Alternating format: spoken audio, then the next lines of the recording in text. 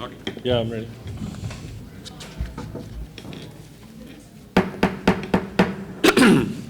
Okay, I'm going to go ahead and call to order this meeting of the 3rd of August, 2023 City of Nashua Planning Board. Can I get a roll call, please? Mayor Donches, Mike Peterson, Here. Scott Leclaire, Here. Adam Varley, Maggie Harper, Patricia Clay, Here. Dan Hudson, Here. Bob Bollinger, Larry Hirsch, Here. Derek Tebow. And we do have a quorum. Okay, so moving on with the agenda here. Next up for the board, we have some minutes from the July 13th, 2023 Planning Board meeting. Has anybody had a chance to take a look at those and want to make a motion as to whether they're ready for us to accept as written or need amendments? Alderman Clee? Yes, I make a motion to accept as written. All right, so you have that motion by Alderman Clee to accept the July 13th, 2023 minutes. Do we have a second? Second. Second by Mr. Peterson. Any further discussion by the board? All those in favor? Aye. Aye. Opposed? Abstain. Abstentions? Okay, so that motion passes 4-0 with one abstention. Communications? Yes, Mr. Chair and fellow members of the Planning Board. Only one additional communication came out after the deadline, and that was from Camp Doucette. The gentleman had concerns about environmental impacts to Salmon Brook and its environs. Thank you. Okay, thanks. Any reports of committees or liaisons? No? Okay. All right, I'm going to go ahead and read the procedure of the meeting. So the procedure of the meeting and hearings are going to be as follows. After each legal notice of each conditional special use permit, site plan, or subdivision is read by myself, the board will first determine if the application is complete and ready for us to take jurisdiction. If we do take jurisdiction, a public hearing will begin, at which time the applicant or their representative will be given time to present an overview and description of their project. They'll speak to whether or not they agree with the recommended staff stipulations, and the board will have an opportunity to ask questions of the applicant or staff. After that, I'll ask for any testimony from the audience. First, I'll ask for anyone wishing to speak in opposition or concern to a plan. If you desire, you can come forward to the microphone, state your name and address for the record. This will be your time to express any concerns or ask any questions you may have regarding the plan. Next, I'll ask from anybody wishing to speak in favor of the plan. The board will then ask any relevant follow-up questions of the applicant. Then the applicant will be given a rebuttal period, at which time they'll speak to any of the concerns raised by the public testimony. After this has been completed, public hearing will end. The board will resume a public meeting, at which time we'll deliberate and vote on the application before us. I'd ask that everyone keep their remarks to the subject at hand and not repeat what has already been said. The board wants to be fair to everyone and make the best possible decision based on the testimony presented and considering all of our applicable approval criteria established in the Nashua Revised Ordinances for conditional special use permits, site plans, and subdivision plans. At this time, I'll thank everybody for your attention and interest, and ask if you do have a cell phone that you to put it on vibrate or turn it off at this time. Okay, so moving on with the agenda. Old business conditional special use permits, there are none. Old business subdivision plans, this case A23-0066, as well as 0067, 0068 have all been tabled previously by the board to our September 7th meeting, as well as an old business site plan, A23-0069. That's also tabled to the September 7th board meeting. New business site plan, first up, case number A23-0055. This is Crescent Properties Realty Trust owner. Proposed construction of an 8,400 square foot commercial building with a drive-through that was destroyed by a fire, along with associated site improvements. This property is located at 495 Amherst Street. So with regard to the application for the board, has anybody had a chance to take a look at this application and want to make a motion as to whether it's ready for us to take jurisdiction. Mr. Hirsch? So moved. All right, so we have a motion by Mr. Hirsch to take jurisdiction. Do we have a second? Second by Mr. Peterson. Any further discussion on the jurisdiction by the board? All those in favor? Aye. Opposed? None? All right, so we have jurisdiction. All right, you can go ahead and present. Thanks. Thank you. Good evening, Mr. Chairman, members of the board. For the record, my name is Chad Granite. I'm a civil engineer with Fieldstone Land Consultants. Our office is located at 206 Elm Street in Milford, New Hampshire. And with me tonight via Zoom is John Ramsey.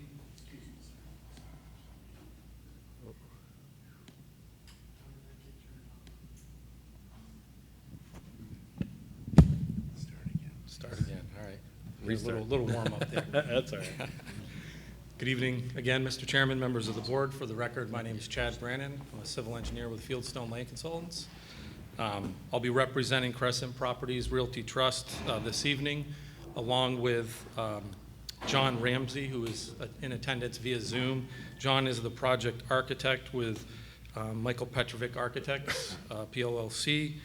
And we are before you tonight seeking a site plan approval for the reconstruction of an 8,400 square foot building on tax map parcel H-163 with associated site improvements. The subject parcel has a physical address of 495 Amherst Street and is located at the intersection of Amherst Street and Thornton Road. The property consists of 0.845 acres of land and is currently occupied by an 8,400 square foot building with associated site improvements, as depicted on the plan.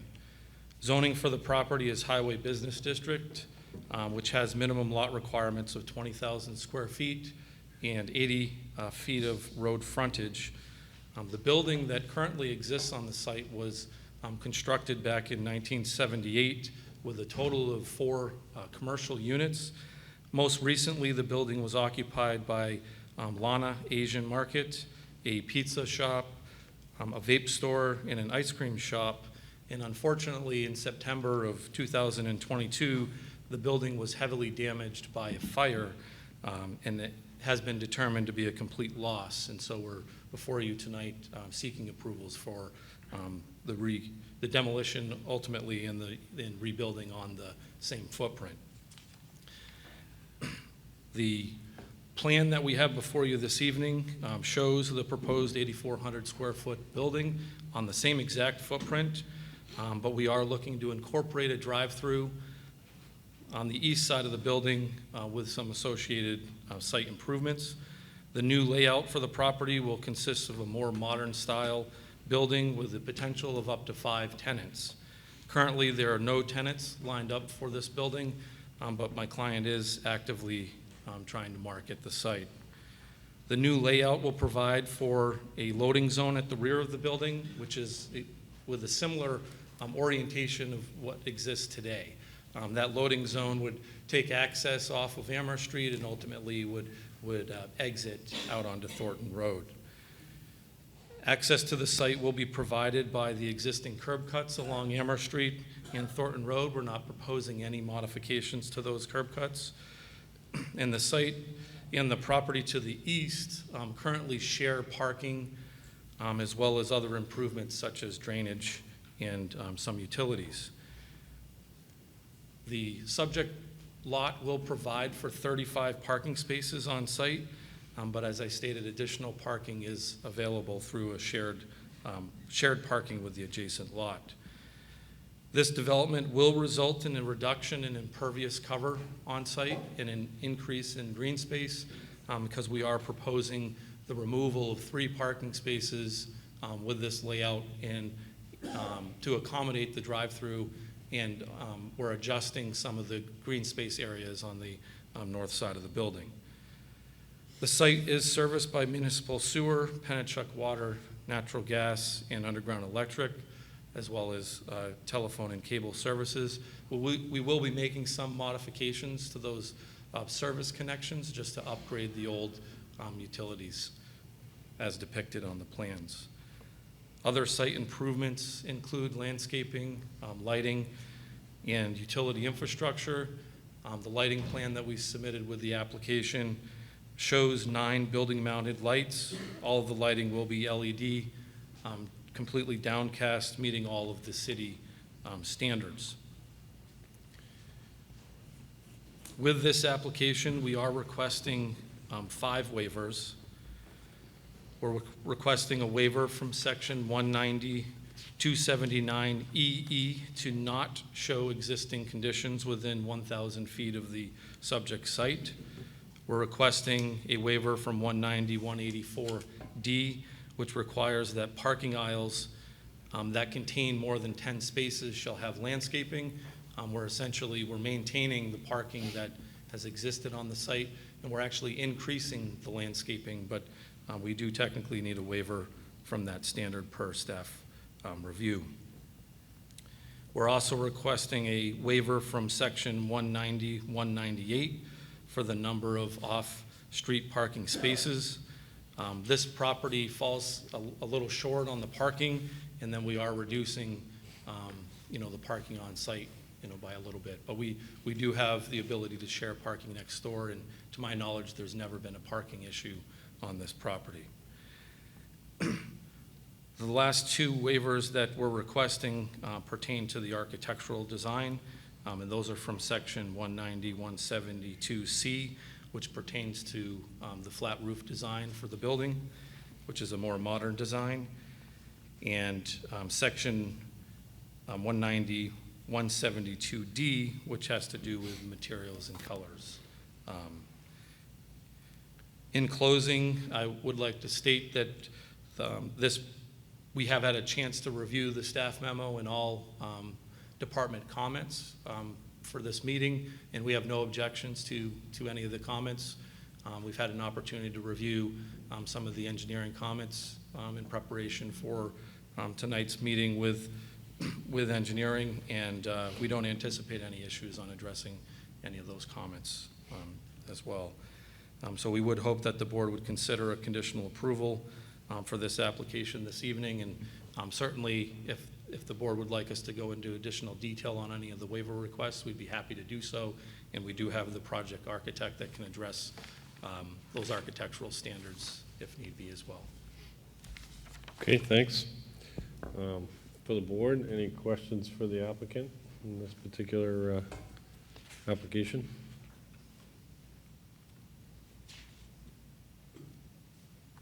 Mr. Hudson? Maybe just a question for staff, but this land use in this area allows quite a variety of uses in this building. I guess I have some concern about what the drive-through use is, because not all drive-through uses create similar amounts of traffic. If this was a pharmacy, I'd be fairly unconcerned, but if this was a coffee shop or something like that, I'd be more concerned. So what protections are there to ensure that a use like that wouldn't be proposed that might be detrimental to traffic flow in the area? That is a good question. Right now, they don't have a tenant proposed for that. I mean, it is certainly we could have a condition of approval that once a tenant is selected, it could be reviewed by staff. Obviously, a tenant like a Dunkin' Donuts or say a Starbucks is going to create a lot more traffic than it would if it's a pharmacy. Yeah, but right now they don't know who the tenant is. But I think they'd be willing to make that a condition of approval that it could be reviewed at the time of building permit. Okay. Alderman Clee? Thank you, Mr. Chairman. I too had that same concern because we do have the issue with Dunkin' Donuts just up the road, down the road from that location where we have them coming out onto 101A. So personally, I would like it to be a condition of use. Okay. Can you just explain just how the drive-through would work based on the plan? Sure. In, out, amount of queuing that is already built in? So if you take a look at the plan, the entrance to the drive-through would come from the Amherst Street side, and you would travel along the east side of the building, turn to the north along the back side of the building. That's where the the queue would essentially begin. The menu board would be situated, or I should say the drive-through window would be situated on the northwest side of the building, and then depending on the user, if there was a need for a menu board, it would be situated on the very northern corner of that building. So from a potential menu board to, the far east portion of that queue lane, we would have about 8 vehicles that could queue there before you would get into the parking lot itself. Certainly, we wouldn't want somebody, a use to have create an issue with any parking that would be detrimental to other businesses that would be occupying the space. If you counted the queue length from the window, we would gain another, I believe, 3 or 4 cars. So you're looking at, roughly 15 cars in total. 13 to 14 cars in total queuing. Great. The design of the drive-through technically meets all of the criteria in the ordinance, but certainly we understand, the concerns relative to, certain users. We would not anticipate this site being occupied by a Dunkin' Donuts. We've had that discussion with, with staff, because that was a concern that was raised during the, the review. And then I think, kind of engineering addressed that in the review letter when they suggested that the voluntary contribution be assessed based on the user, so that there's that fee is appropriately determined. We certainly have no objections with that, which I had stated earlier, and we don't have any objections with staff reviewing, the tenant and the fit up once we know, who that would be. Initially, this did start with a convenient or a pharmacy proposal, and unfortunately, I think that that has shifted, and currently we don't have any tenants online for this building. So I can only share with you what we know at this time, but certainly it's a very good question, and we don't have any objections to that condition. Okay, and then obviously if there was any plan change to like a double drive-through, any change to like a emergency bypass lane or anything like that, that would end up having to come back, that would be material enough, or would that be done by staff? It could be done administratively, or if it is determined that, Yeah. it might have to come back to the planning board. Okay, yeah, because right now it's essentially just a single Correct. setup. Yeah. And that's what we would envision, so I think that Yeah. could probably deter certain users, just because this layout really fits well with the, the building, the 8,400 square foot building, and that's that's kind of the primary intention here. Mm-hmm. And the drive-through is just more of a convenience offering for certain, businesses that try to market the site. Yeah. I mean, is there a functional way for them to come in on was it Thornton? The Thornton into the drive-through, or do you have to like sort of circle it essentially all the way around the parking lot? No, I mean, Yeah. people could come in off of Thornton and still access the drive-through as long as the queue wasn't all the way to the, to the end. To the edge, yeah. Yeah. Yeah. I mean, Okay. but certainly, a vehicle could make that turn and head towards the drive-through window as long as there's, no queuing in that location. Yeah, okay. Yeah, I think the concern might just be that if you have 2 ways into a drive-through like that, and it could be complicated. I mean, I assume you'd have to have some striping and different things taking place if it gets a significant drive-through, yeah. Yeah, I mean, we have it striped kind of generically right now because Right. we don't have a tenant. Every user has their own requests, and that's something that we would work with staff on any administrative approvals that would be needed. But we're hoping it would fall, within this design. Okay. Alderman Clee? Thank you, and I'm sorry to beat this dead horse, but you did say that 8 in queue, if they, depending on where the window is, it could be 13 to 14. When you say in queue, does that bring it out to Amherst Street? Oh, no.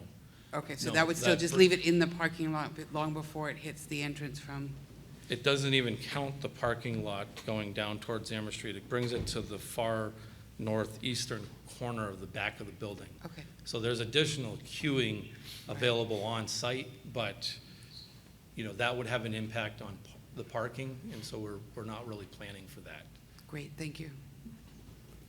Mr. Hirsch?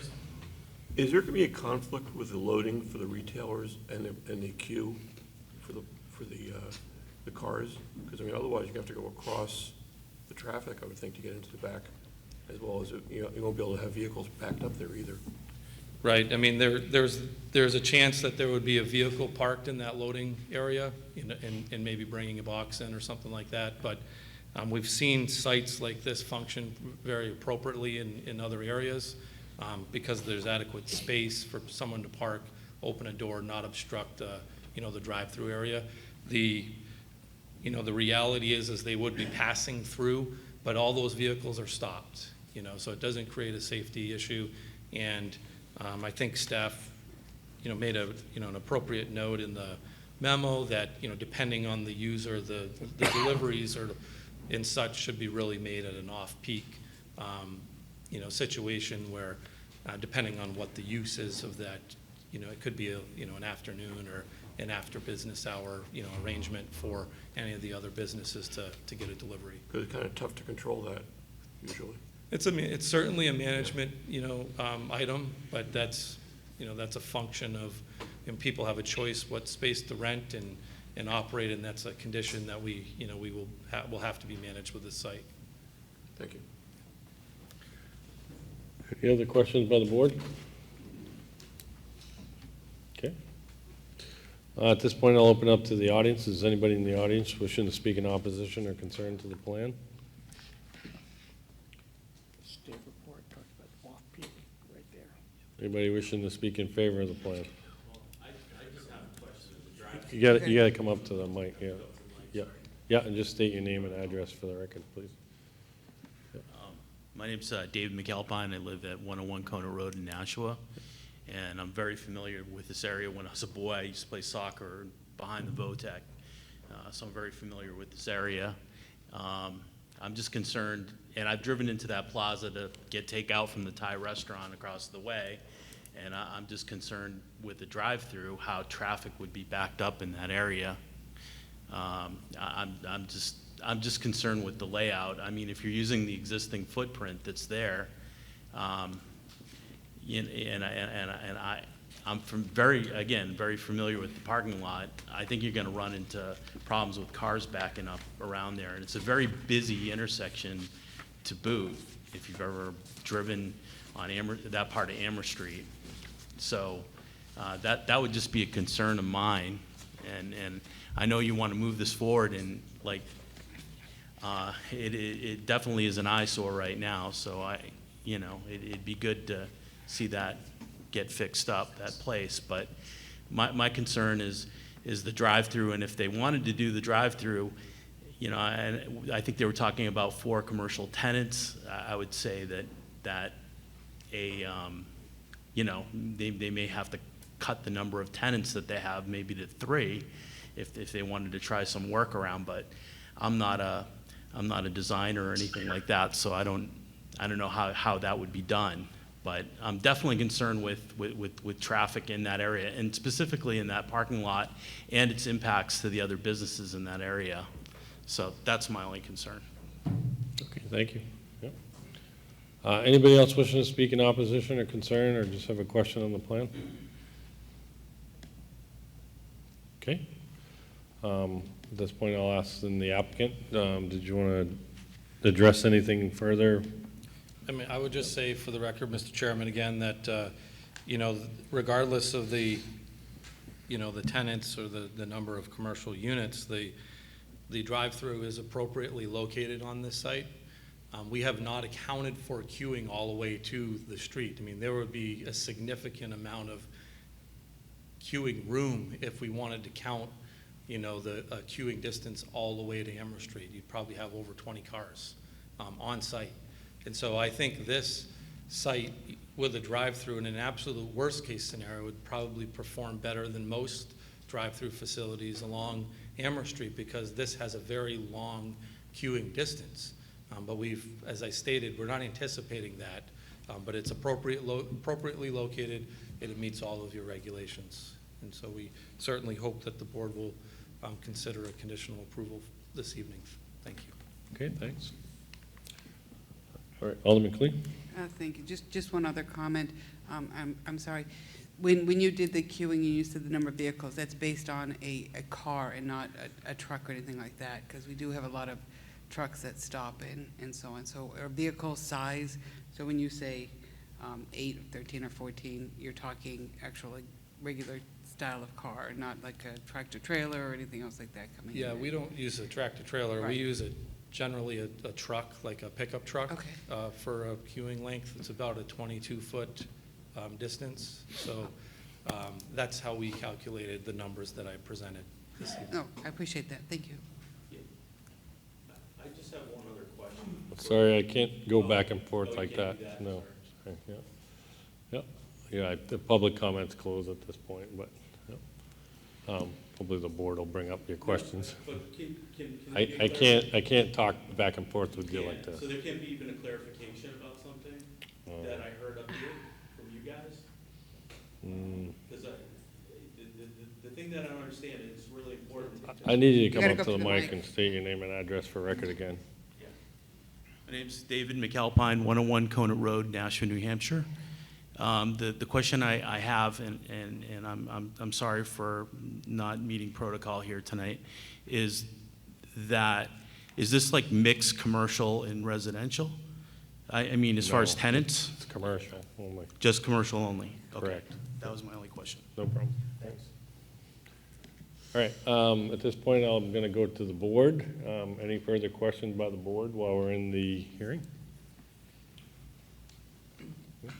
Good. Okay, I'm going to go ahead and close the hearing. Move on to the meeting. All right, so we've got sort of a rebuild of the facility that's there. I think that's pretty, seems like, to me, the reuse of the building is pretty consistent with what it was before and with the zoning and the intent of the area. The building setback looks like it's kind of consistent with some of our master plan ideas of the Amherst corridor too. It's not right up on there, so that if we have the frontage concept that we've talked about in the master plan, it seems like it's pretty consistent and would still work. So I think that's okay. With regard to the drive-through, obviously a sensitive topic whenever we talk about it in this board. We did talk about a potential stipulation that could be added. I mean, I think that's reasonable. We don't approve a lot of drive-throughs without a potential type of tenant known. So we don't always obviously have the name, but usually it is pretty normally specified as a restaurant, or something. So I think it's reasonable to put a stipulation on that says something to the order of prior to allowing use of the drive-through, by a tenant occupying that, it be reviewed by staff and engineering and all their recommendations and comments addressed. It'd be prior to building permit, something along that line. Does that make sense for staff, do you think? So, Issuance of a building permit? yeah, which just gives staff another chance to take a look at that. Yeah, it doesn't seem like a type of building to me that would be super interesting to like a Chick-fil-A or something like that. That would cause a site plan change. I think that'd be back here for the most part, but I'm willing to, whatever anybody else has to say in the meeting here. Alderman Clee? Thank you. I can support it as long as that stipulation's in there. You mentioned Chick-fil-A, that's a double.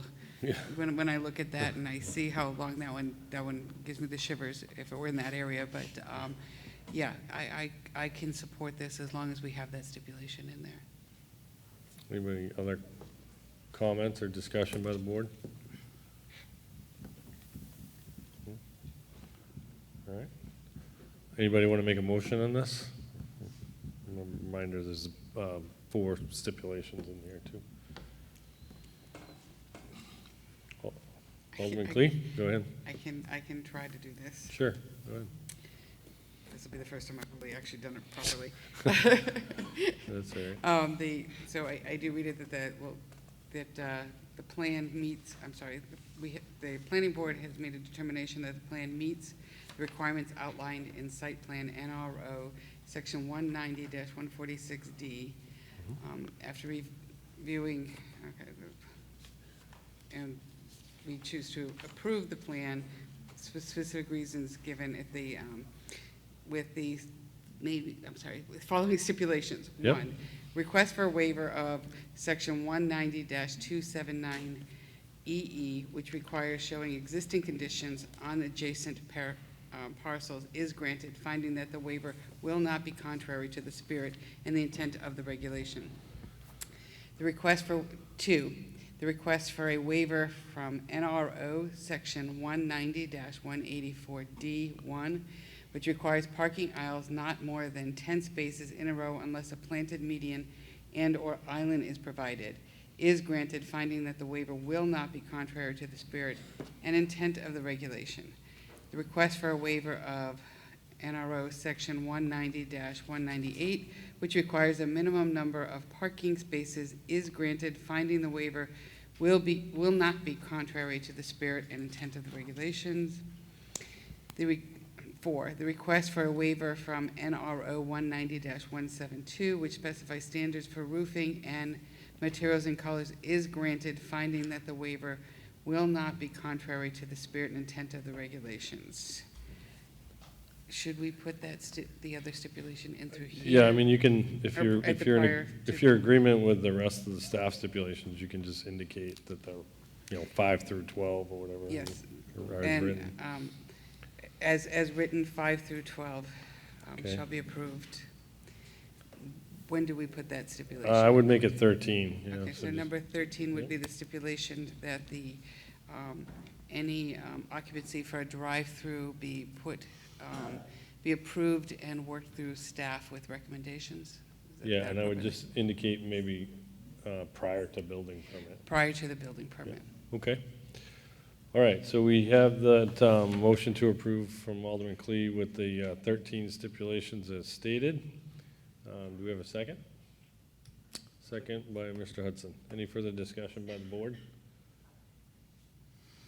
All those in favor? Aye. Opposed? That motion passes. Thank you very much. Okay. Yep.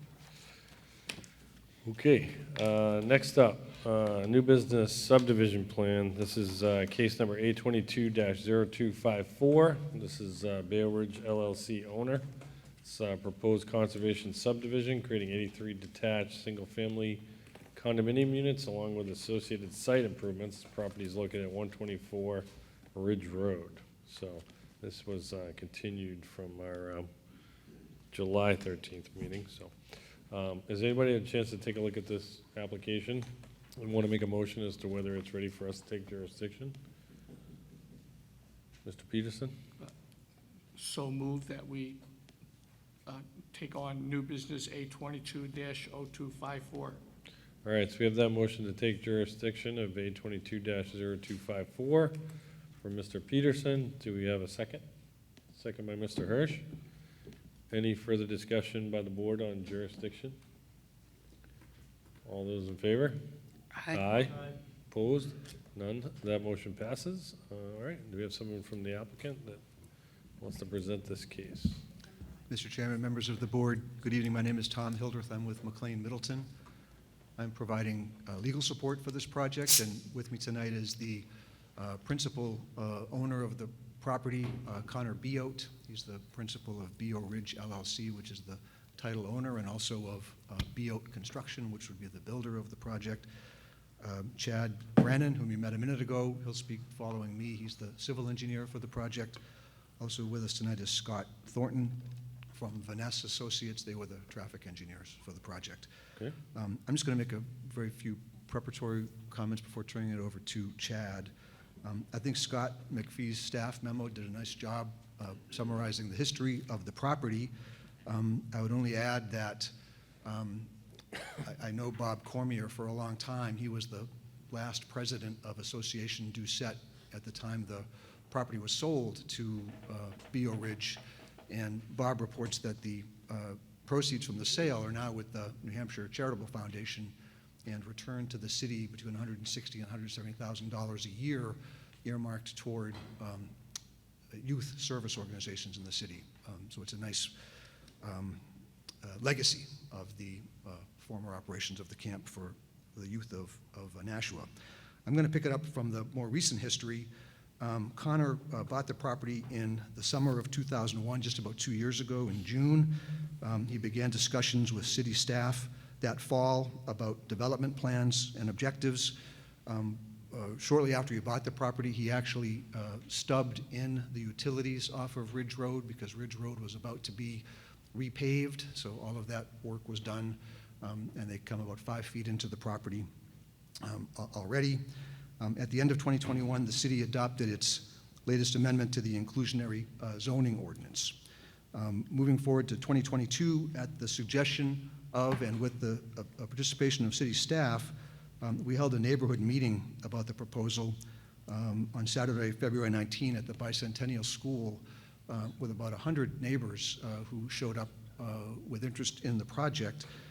At that time, the proposal was for a 94-unit project, and we had good reception to the project. There are several dozen names of people who are interested in units when the project comes online.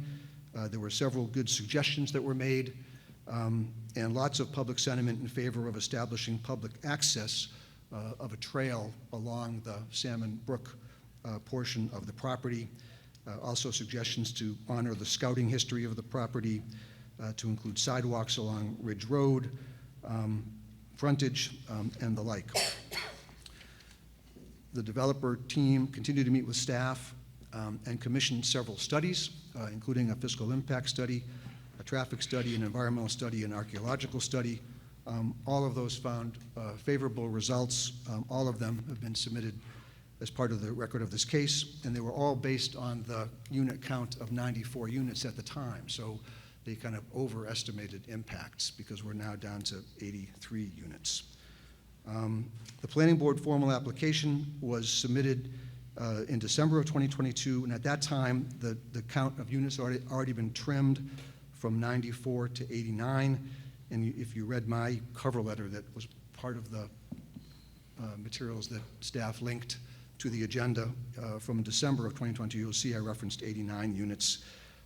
We've continued to meet with staff and refine the project since the filing, and we're now down to the 83 units. And I just want to tell you briefly how we get there. This is in the R18 zoning district where 2.5 units per acre are permitted, so there would be 65 units with this 26+ acre site. Because of the inclusionary zoning ordinance, 15% of that 65 has to be price controlled. That was 9 units. And then the IZO also provides a bonus of 2 units per price controlled unit on top of the base density. So 65 plus 18 is how you get to 83.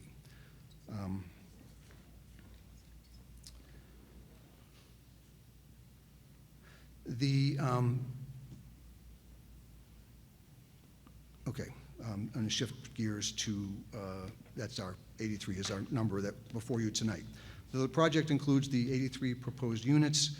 The application included renderings of the 7 different housing types that are proposed. They range in size from 1,325 square feet to about 2,300 square feet. And as my letter indicates, they're aimed at kind of middle income segment of the buyer community. The staff memo points out that we're proposing a condominium style of ownership where the homeowners association will be responsible for maintenance of private roads and the pickup of trash on site and so on and so forth. Section 190-205 of the Land Use Code governing the maintenance and preservation of common open space provides 2 alternatives to protect open space and also afford public access, one of which is to subdivide a portion and deed the fee interest of that to the city directly. The other is to grant an easement over a portion of, all or a portion of the conservation part of the property. We intend to use one of those 2 approaches, the exact details of which to be determined after further conversations with city staff and the Conservation Commission and City Attorney's Office. But we heard loud and clear, I think there were 100 names on a petition that was submitted to the city January 2021 requesting that public access be provided, and Connor wants to honor that for this neighborhood. We're mindful of the fact that some materials were submitted by BCM Environmental and Land Law on behalf of some concerned neighbors. I won't purport to speak on their behalf, but I would like to report that Connor and I met on site earlier this week with an attorney, Jason Reimers from BCM, and 3 of his neighbor clients to walk the property. The discussion focused on efforts to preserve tall, mature trees that would continue to obscure the cell phone tower, which is at the back corner of the site where possible. Connor is supportive of those efforts and agreed to meet with the neighbors further when the property is ready for site work to walk again, take a closer look when the boundaries are more clearly delineated and distances are paced off and we know where construction activities to occur, so that trees that could be preserved are marked and slated for preservation where possible.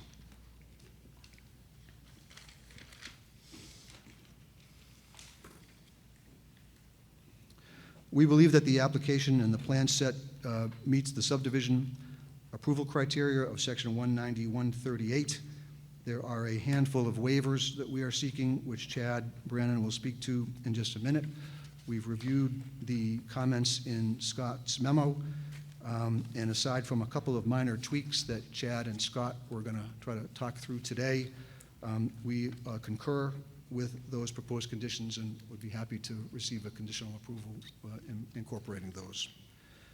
So at this time, I'm going to ask Chad to come up and speak to the waivers and walk you through an overview of the engineering design of the project.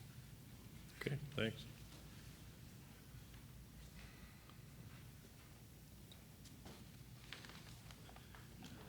Thank you. Good evening again, Mr. Chairman, members of the board. For the record, my name is Chad Brannon, civil engineer with Fieldstone Land Consultants. I'm going to take just a step back real quick and just talk about the existing conditions of the property and just kind of give everybody an update on the existing conditions, and then we'll kind of build into what we're proposing in the development and some of those details. So the subject property has a physical address of 124 Ridge Road. It's situated on the across from Pine Brook Road. The property consists of 26.25 acres of land. It's currently vacant with some existing improvements on site consisting of buildings from the former Camp Doucette. There's a pool on site, a cell tower facility as Attorney Hildreth stated, and there's other associated improvements such as roadways and there's some drainage improvements and such. The remainder of the site is primarily wooded. The subject property does have about 1,010 linear feet of road frontage along Ridge Road. About half of the property currently has an existing sidewalk along the frontage of the property, which I'll get to in a little bit in the design details. As Attorney Hildreth stated, the zoning for the property is R18, or residential district, which has minimum lot requirements of 18,000 square feet with 100 feet of road frontage. And the existing topography on site is really pretty flat. It has a very modest pitch or grade towards the Salmon Brook area, which is essentially towards the west. The site is bordered by Ridge Road and single-family homes to the south, Salmon Brook and single-family homes, which are on the other side of the brook, to the west, a multi-family planned residential development to the north and the east. The proposed layout and development of this project, as Attorney Hildreth kind of framed in, has taken place over a couple years. There's been a lot of plans that have been prepared, renditions, revisions made to address many, a lot of feedback received from city staff as well as some from the neighborhood meeting that was mentioned. The plan that we have before you this evening, in our opinion, depicts a very reasonable development that does meet all local and state design regulations. This project proposes an 83-unit condominium-style conservation subdivision, which will provide a variety of housing throughout the community, different styles, different configurations as depicted on the plan. And it'll also, this project will also provide some nice site amenities for people that choose to live here. The project meets the density calculations as stated with the inclusionary zoning. And I won't go into those details. I think Attorney Hildreth did a really good job breaking that down. This development proposes 4 private roads that will service the 83 units. These roads create internal loops for traffic circulation through the site. The roadways and all associated infrastructure servicing this development will be private. Taking a look at the road layout, the total road for this project is about 4,100 linear feet. We have Doucette Avenue, which is the main road from Ridge Road that extends, up into the site in a northerly direction, will consist of about 710 linear feet. We have Derby Drive, which is kind of the big loop that goes along the outer perimeter of the development, or the housing area, which is about 2,820 linear feet. Star Lane is the other road that kind of connects through the loop on the eastern side. That's about 355 linear feet in length. And then we have Scout Lane, which is situated on the southwestern corner of the property, which is about 215 feet in length. And that's actually really just an emergency connection. It will be gated along its midpoint. It'll provide public access for some public parking to access the, there's a memorial stone in that location for Camp Doucette, but there will also eventually be a public trail along Salmon Brook, which again, Attorney Hildreth kind of touched on. All of the roadways, or generally all of the roadways, I should say, within the development will be 24 feet in width and will be curbed with closed drainage. The site has been designed to provide safe pedestrian and vehicular access, which includes analyzing the turning movements internally to make sure we can handle all emergency and response vehicles, certainly standard delivery vehicles to this type of a development. And the design also provides for an internal sidewalk network that will provide for safe pedestrian travel through the neighborhood. The proposed development will include the construction of a maintenance and garden shed at the end of Doucette Ave. That's kind of one of the amenities areas, as well as a community garden with associated site improvements. Other anticipated site amenities will include the construction of some nature trails on site, that public trail along Salmon Brook with off-site trail connection. We are proposing kind of a gazebo and bird watching area for residents within the development. And as I stated before, there will be some public parking area provided in the southwestern portion of the site. This project proposes to place about 10.8 acres of land into permanently protected open space, which exceeds the requirements of the conservation subdivision standards. The open space areas are generally concentrated along Salmon Brook, which is an appropriate location for the land conservation, and we do have a kind of a band that does go around the perimeter of the site as well. This development will be serviced by municipal sewer, Pennachuck water, natural gas, and underground electric, telephone, and cable services.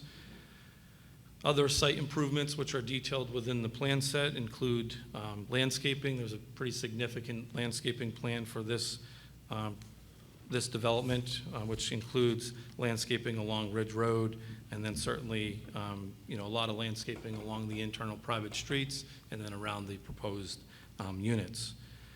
There's also there's lighting, drainage, and utility infrastructure improvements with this project. The lighting plans for this site consist of installing pole-mounted lights at each intersection, as well as 2 lights at kind of the furthest reach of the loop road, just to provide some directional for pedestrian traffic and people driving through the site.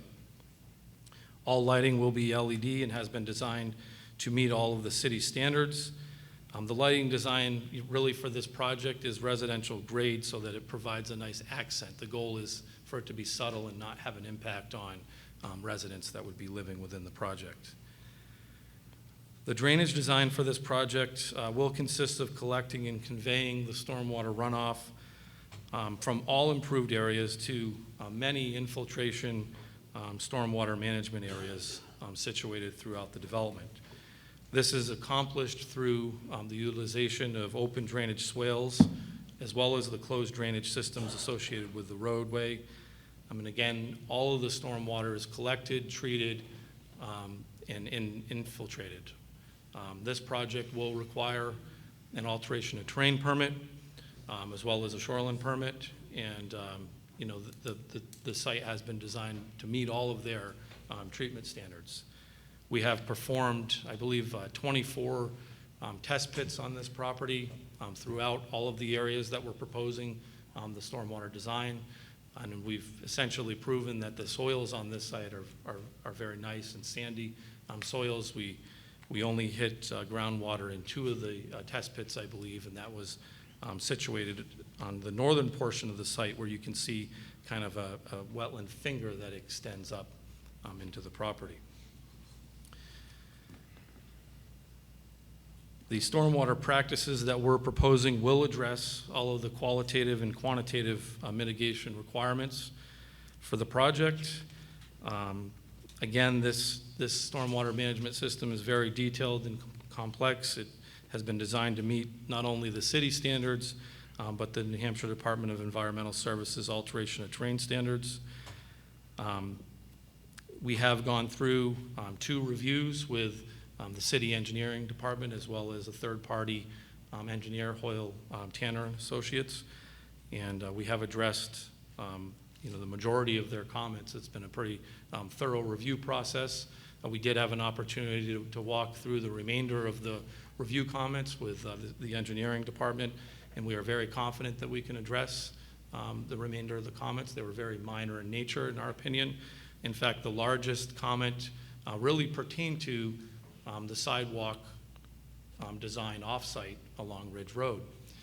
And basically, the engineering department has requested that we reconstruct the existing sidewalk along Ridge Road so that it has a curb, a hard curb line with a little bit of drainage improvements, and then construct the sidewalk right behind the curb, rather than having a grass strip and having the sidewalk, because their experience, and certainly not speaking for them, but Mr. Hudson can maybe touch on this, is that it's my understanding that their experience has been that they get some sediment depositing on the sidewalk, and so it creates a maintenance issue. So we've embraced that, and we're willing to do that as part of the project. The new section of the sidewalk will be built the same way. We're going to propose a curb line along Ridge Road and a sidewalk right behind that as well.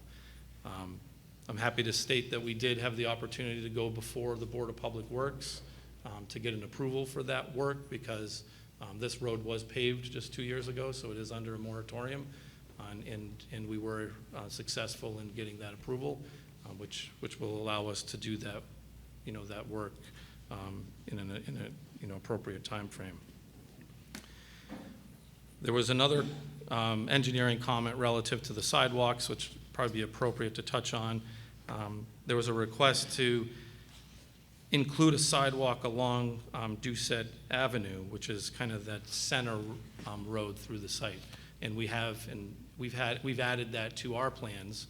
So it's not on the plans that you have before you, but we have made that modification, and we certainly have no issues, with that recommendation. So I would like to state, as Attorney Hildreth stated, that we do not have any issues with the staff report or any of the conditions that were outlined. There was a couple dates on some emails that I think we wanted to just clarify so that we make sure we're referencing the latest dates from the fire department and the engineering department. With that said, with this project, we are requesting 6 waivers. We're requesting a waiver from section 190-279B, which has to do with drawing scale. Because of the size of the project, in order to show the whole property on one sheet, that scale has to be larger than 50. And so we're requesting a waiver from that. We are also requesting a waiver from section 190-279EE to not show all existing conditions within 1,000 feet of the property. We certainly believe that adequate detail is included within our plan set to provide a very comprehensive design for this proposal. We have detailed off-site utilities and such in proximity to the project, and so that we could design the off-site sidewalk improvements as well. We are also requesting a waiver from section 190-209, table 209-1, to allow a 20-foot wide paved cross-section with a 2-foot shoulder on either side for Scout Lane, where a 24-foot wide paved cross-section would otherwise be required. And again, Scout Lane is actually kind of an emergency connection. We have 2 homes proposed off of the northern portion of Scout Lane, and then there would be a gate, and then the southern portion would just be access for that public parking of 4 spaces. The other area that we're requesting that waiver for pertains to the northern portion of Doucette Ave, where we are not proposing any homes. It's really just a service access to that maintenance shed in the community garden area. So we think that, certainly is a reasonable request. We haven't had any opposition from engineering or fire in regards to that request as it pertains to design or safety. So we hope that the board would support that. The next waiver we're requesting is from section 190-161, and this is to not provide a 6-foot wide grass panel between the curb and the the curb and the sidewalk. And as I stated, we're not engineering hasn't requested that design along Ridge Road for maintenance reasons, and for a similar reason, we would prefer not to do that internally. Often that grass panel, that 6-foot panel, is a maintenance issue, and frankly, it takes away, in a development like this, it takes away from open space and land preservation. So we'd rather put more land in conservation than have to put grass panels along the roadways. So we're hoping the board would consider that waiver. The next waiver that we have is from section 190-208B2 to provide bituminous Cape Cod curbing where slope granite curbing would otherwise be required. Since all of the roadway internally on this site is private, we would like the board to allow that curbing material. I know that it's been allowed in private developments, in other locations in the city, so we're hoping that it would be, allowed in this site as well. And then our final waiver request is from section 190-212A1, and that is essentially to not provide sidewalks on all streets within the development. We have sidewalks proposed along Derby Drive, which is the large perimeter road. We have sidewalks proposed now along Doucette Avenue, which is the kind of the main corridor into the site. And we have, we'll be constructing a sidewalk along Ridge Road. What we're asking for is a waiver to not have to construct a sidewalk along Scout Lane, which again is the kind of the emergency access road, and then that small roadway star lane internally on the site. Because we're not putting a sidewalk on those roads, we technically have to request this waiver. So we're hoping the board would consider that. Certainly, we can go into more detail if the board feels that it's necessary with all of those waiver requests, and we're happy to answer any questions that the board may have this evening. We do have, as Attorney Hildreth stated, our traffic engineer here as well. The traffic review that we received back from Mr. Husband, was favorable, and there was a request for a voluntary contribution, which we have no objection to. And we would certainly hope that the board would consider a conditional approval for this application this evening. Thank you. Okay, thanks. I have a couple of questions. Just sticking with the sidewalks, it sort of looks like at the intersection of Doucette and Derby, it's sort of the boulevard entrance kind of concept there. And there's a sidewalk on one side, and there's the other side of the boulevard. The sidewalk kind of stops at the top of the boulevard. Yep. What's the center line? I guess my concern is the walk across at the end of the boulevard.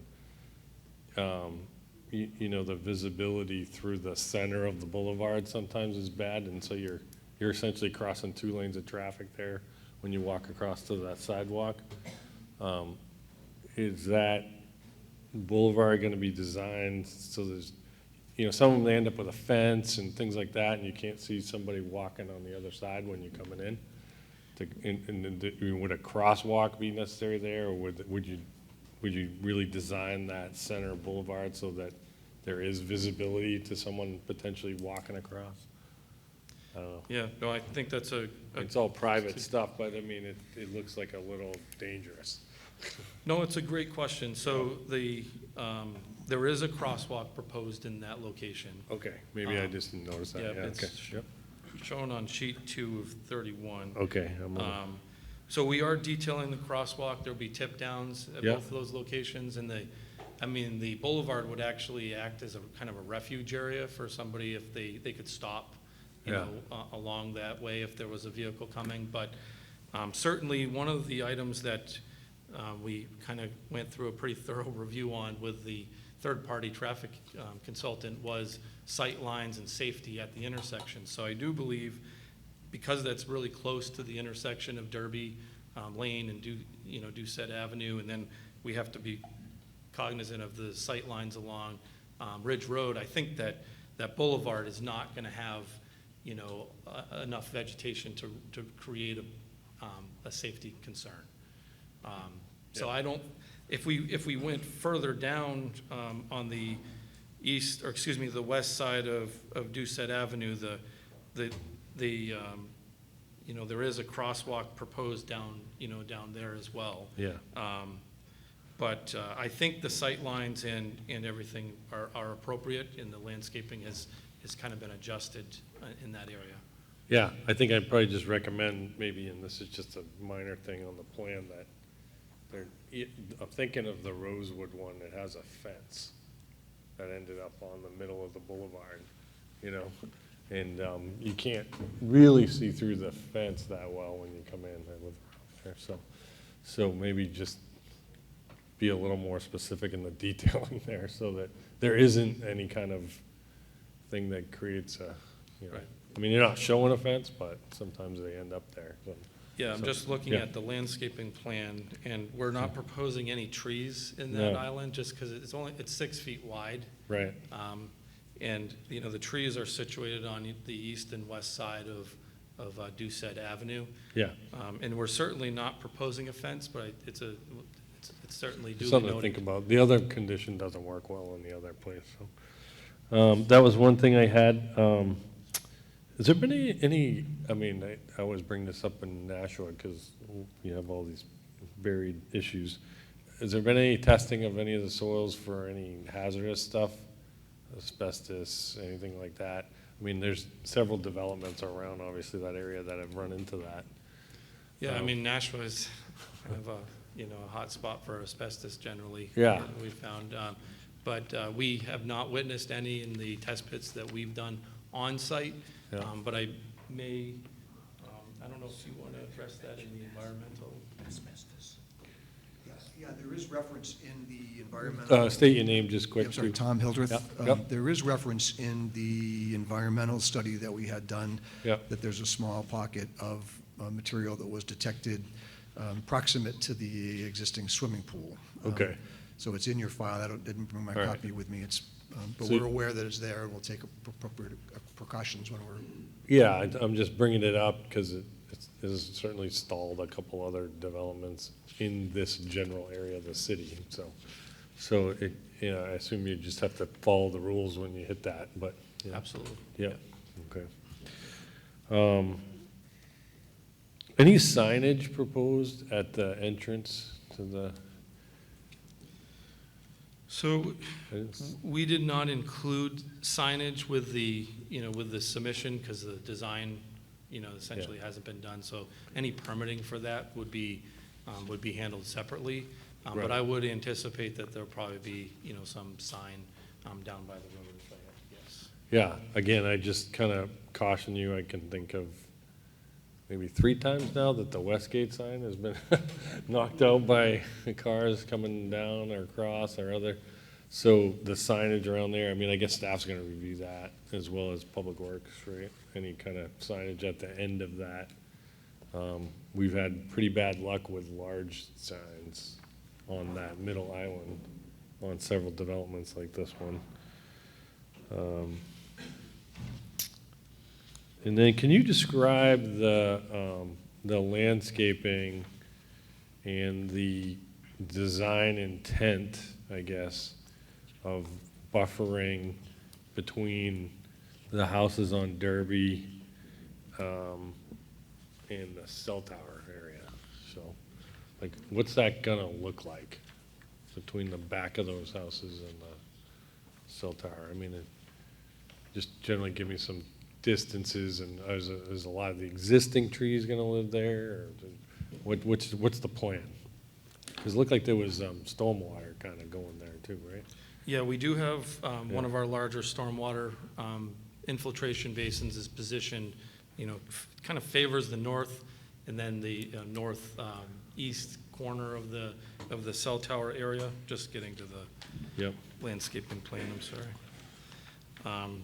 Along the, basically what we're proposing is if you could envision on the kind of fringe of the backyard area of those homes, we would have a small berm, and then we're proposing landscaping kind of along that berm area in that location. Now, on the back side of that is actually the stormwater basin, and then on the back side of that is the cell tower site.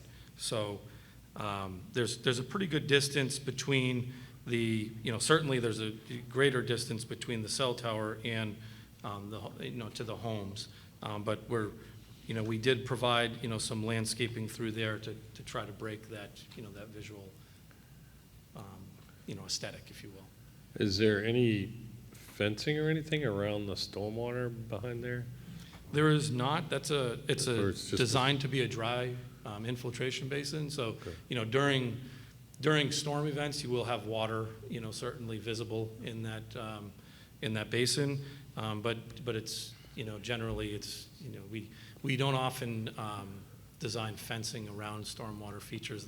They actually tend to be more of a liability unless it's a permanent water, facility of some kind, like a wet pond or something like that. Right. And you had to have that portion of the basin that's between the tower and those houses. It kind of wraps around and starts coming south, I guess, on the plan. There wasn't any way to not have that, huh? Well, the state stormwater standards are very conservative, Yeah. to be honest. I mean, so we do field testing for, saturation studies in the soil. And, then you apply a factor of safety of, 2 onto that. And so these basins end up being, quite large and conservative to handle larger storm events.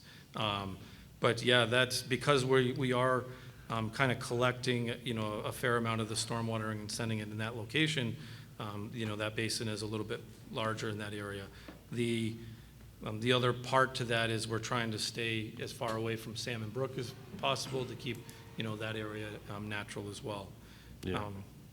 But yeah, so that's the reason for the, the layout in that location. Yeah, okay.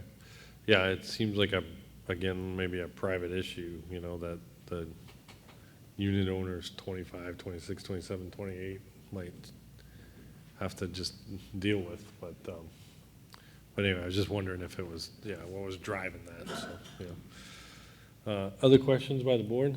Alderman Clee?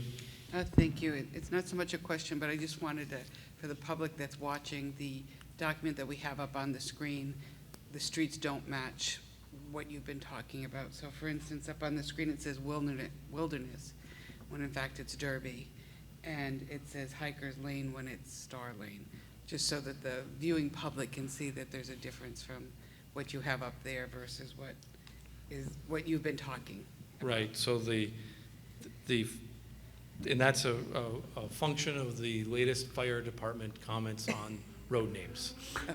So thank you for that clarification. Yeah, I just wanted the public to understand that they'll be saying, where is Derby? So that when you talked about the perimeter road, you were talking about what we see up here as Wilderness, and what you referred to as Star Lane is the Hiker's Lane that's up Sure. on your documents. Thank you, I appreciate that clarification. Mr. Peterson? Yeah, I have a question that involves input from staff. One of the stipulations, stipulation number 5, talks about using the bituminous Cape Cod curbing, asphalt curbing, rather than the sloped granite curbing. Is the staff okay with that stipulation, that we would use asphalt I would rather defer than to granite? Dan if, So, yeah, Dan Hudson, city engineer. Yeah, I think we were okay with that. This is gonna be a private road, so it's not turning over ownership to the city for our maintenance.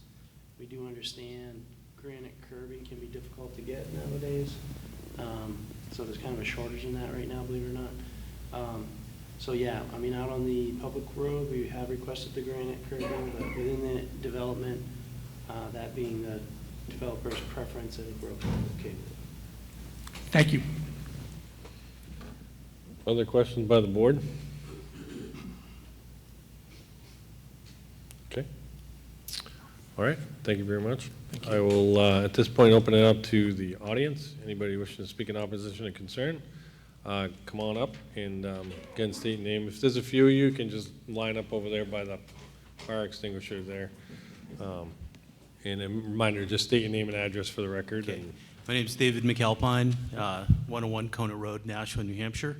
I grew up on Kona Road, 30 Kona Road, actually. As a kid, I biked up and down this road. I fished at Salmon Brook where the bridge is right there. And I still ride my bike up and down Ridge Road today. I see that you're having this development. It's gonna add a lot of extra traffic. The people that are gonna be in that subdivision are gonna have kids. And Nashua is also building the junior high school nearby. My only concern, and I don't know if it's the city's concern or the builder's concern, is from the Salmon Brook Bridge, it seems like they're gonna build a sidewalk all along the length of Ridge Road where this development is being built. And I know there's some sidewalk further up Ridge Road, but I'm wondering, the piece from the part of Ridge Road from there to this housing complex, and this is kind of a question because I can't remember tonight exactly, but I don't think that there's a sidewalk along that stretch. Is that correct? you're talking the north side of Ridge Road between Yeah, the brook the side and- going northwest. We'll ask them. On it. Yeah, I don't yeah. remember off the top of my head. Thank either, you. but- That's one of my concerns because kids are going to be walking up and down that road all the time. They're going to be riding their bikes, and there's increased traffic, so that's an impact concern. Thank you. Okay, thank you. All right. Good evening. My name is Jason Reimers. I'm with BCM Environmental and Land Law, and my firm represents the following individuals: Cynthia Carlson and Thomas Donovan of 107 Cadigan Way, Stephen Deshays of 14 Pine Brook Road, James and Kristen Kaklamanos of 41 Pine Brook Road, Andrea Pierce of 14 Curtis Drive, and Carol Sundias of 3 Byfield Circle. And all of these residents live very near and on several sides of the property. We submitted letters dated May 31st and July 7th. And I want to address 3 issues tonight. Sure. The setback from the communications tower, the existing mature trees, and the need for independent stormwater, groundwater, and wildlife reviews. Beginning with the 400-foot setback for the communications tower, Section 190-38C2 requires that all, quote, all communication towers must be located the greater of 400 feet from all property lines or the tower's height from all property lines of abutting residential properties. And here the tower is 180 feet tall, so this applicable setback would be 400 feet. The applicant and city planning manager, Mr. Durfee, I believe, take the position that the 400-foot setback does not apply because, 1, the setback only applies to new towers, and 2, because the applicant is proposing a condominium form of ownership rather than individually owned lots. First, regarding the setbacks application to an existing tower, nothing in Section 190-38 specifically applies to an existing tower, or at least not the 400-foot setback portion. If you look at the language of Section 190-38, there's C1, which states, quote, new freestanding communications towers shall not be located closer than 1 mile from any existing or approved communications tower, end quote. But then the next section where there's the 400-foot setback, it doesn't use that same language of new communication towers. It says, quote, all communication towers must be located the greater of 400 feet. So only Section C1 applies to new towers, whereas Section C2, with the 400-foot setback, applies to all towers. And it wouldn't make sense for the residential section of the land use code to have its own explicit setbacks for new residential communities from towers, because this section already has that setback, and it's because it's the tower that's driving the setback. So it makes sense that the applicable standard would be in the tower section of the ordinance, and like I said, the plain language of Section C1 states that it applies to all towers. In addition to being contrary to the plain language of the ordinance, applying the 400-foot setback only to new towers and allowing these condominium units in the existing tower to be in such proximity is contrary to the purposes that are listed in the communications tower section. Those are the purposes in the beginning of 190-38 that include, and I won't read them all, 2 in particular, minimizing adverse visual effects of communications towers, and 2, avoiding potential property damages. And these concerns, they apply regardless of whether the housing or the tower came first. It's simply a setback between incompatible uses. In the law, the distinction between which use came first would be called a distinction without a difference, because the concerns are the same and the purposes are the same of the purposes of the setback. So having these residents so close to the tower is contrary to both the setback's purposes, and it puts the landowners in harm's way from collapse. I also note that a New Hampshire State Commission issued a report in 2020 called 5G Health and the Environment that recommends a setback of 1,640 feet from residences, whereas your ordinance only requires 400 feet. And I understand you may feel limited to the extent that you can rely on evidence of environmental effects of radio frequency communications, but it's my understanding that Mr. Durfee cited RSA 12K, :11, but that only applies to the co-location or tower modification applications rather than a conservation subdivision application. So in any event, this state commission recommendation, it simply underscores the wisdom of having zoning ordinances modest setback of 400 feet. Then moving on to the condominium form of ownership, As for whether the setback applies to a condominium parcel, first, there's no exception for condominiums in the setback provision. And also, Part 1, Article 1 of Chapter 190 of the Land Use Code has a section of provisions that's called universally applicable provisions. And one of these universally applicable provisions is Section 190-7 entitled Condominiums. And Section 190-7A states, quote, "This chapter does not treat any condominium differently where it permits a physically identical project or development under a different form of ownership." And this language is taken almost verbatim from RSA 365b5, which is part of the New Hampshire Condominium Act. So according to state law and your code, a condominium development is treated the same as a similar development with a different form of ownership. And I think that partially explains why there's not a condominium exception in the setback provision, because the purposes of the 400-foot setback also, they apply equally regardless of the form of ownership. And like I said, those would include minimizing visual effects and avoiding property damage, which are two of the stated purposes of the setback. And those setbacks are felt equally whether you're a condominium owner or a fee owner of land. It's another distinction without a difference. That the setback applies to all residential properties, including condominiums, is further supported by the legislative history of the ordinance provision, and I'm pointing to Exhibit B of our most recent letter, July 7th, at pages 3 and 4. And these are minutes from when the Planning and Economic Development Committee discussed the proposed 400-foot setback in 2011, just before voting to approve it. And Alderman McCarthy stated in response to a question that the setback would mean, quote, "a 400-foot setback from any residential property, regardless of community." So the intention was that the 400-foot setback would apply to all residential properties, and that would include properties within a conservation subdivision. Now, 190-4 is the conservation subdivision section, and it doesn't dictate how individual residential properties must be owned. Property ownership in a conservation subdivision can be set up either as individually owned lots or as condominium units.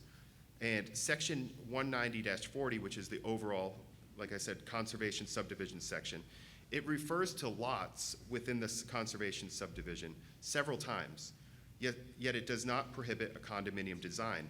Twice the phrase, quote, "lots within a conservation subdivision" is used. Therefore, individual units within a conservation subdivision are considered lots for purposes of the Land Use Code, and therefore the boundaries between the units are lot lines for purposes of the Land Use Code, and more specifically, the setback section. Those lot lines are shown on several of the applicant's plans, including the landscaping plans, the condominium site plan, and the fire apparatus tracking plan. And can we see the landscaping plan on the screen? Is that possible? I just want to show that several of the plans do show lot lines between all of the units. And it would be those lot lines, I submit, that are subject to the 400-foot setback.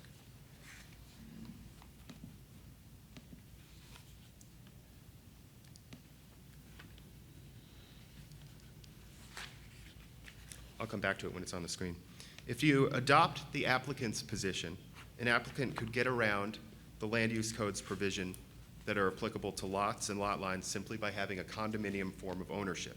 And that couldn't have been intended by the drafters of the code, because it would make several sections of the conservation subdivisions section inapplicable. For example, and I won't go through all the times lots are mentioned, but an applicant could never satisfy the requirement that 40% of lots within a conservation subdivision shall abut a conservation area. Because if there are no lots, how could this apply? And this is one of, It's still that's loading. not one of, Yeah, it takes a lot of load. that's the utility. It's coming. Okay. We have copies of it Okay. anyway in front of us. So anyway, if 40% of the lots, quote unquote lots, within a conservation subdivision shall abut a conservation area, well, if there are no lots, how could that apply? Also, an applicant would not have to satisfy the requirement that direct pedestrian access to open space from adjoining lots, as that word is used, be provided through a system of sidewalks. Again, also, an applicant would not have to abide by the requirement that quote-unquote lots within within 100 feet of a conservation area shall front on a conservation access street, or that lots shall not front on a collector or higher order street. And there are other provisions in the conservation subdivisions that talk about lots. So by reading the code to exempt condominiums in a conservation subdivision to not have lots, you would invite unintended consequences that many of these provisions would either not apply or no longer make sense. And by choosing the form of ownership, an applicant should not be able to choose which requirements it must satisfy. An applicant shouldn't be able to enjoy the advantages of a conservation subdivision while not following all of the rules. And this is underscored by the code's universally applicable provision that condominium developments are not treated any differently. Common sense, the language of the conservation subdivision section, and the applicant's own plans say that there are applicable lot lines in this case to apply.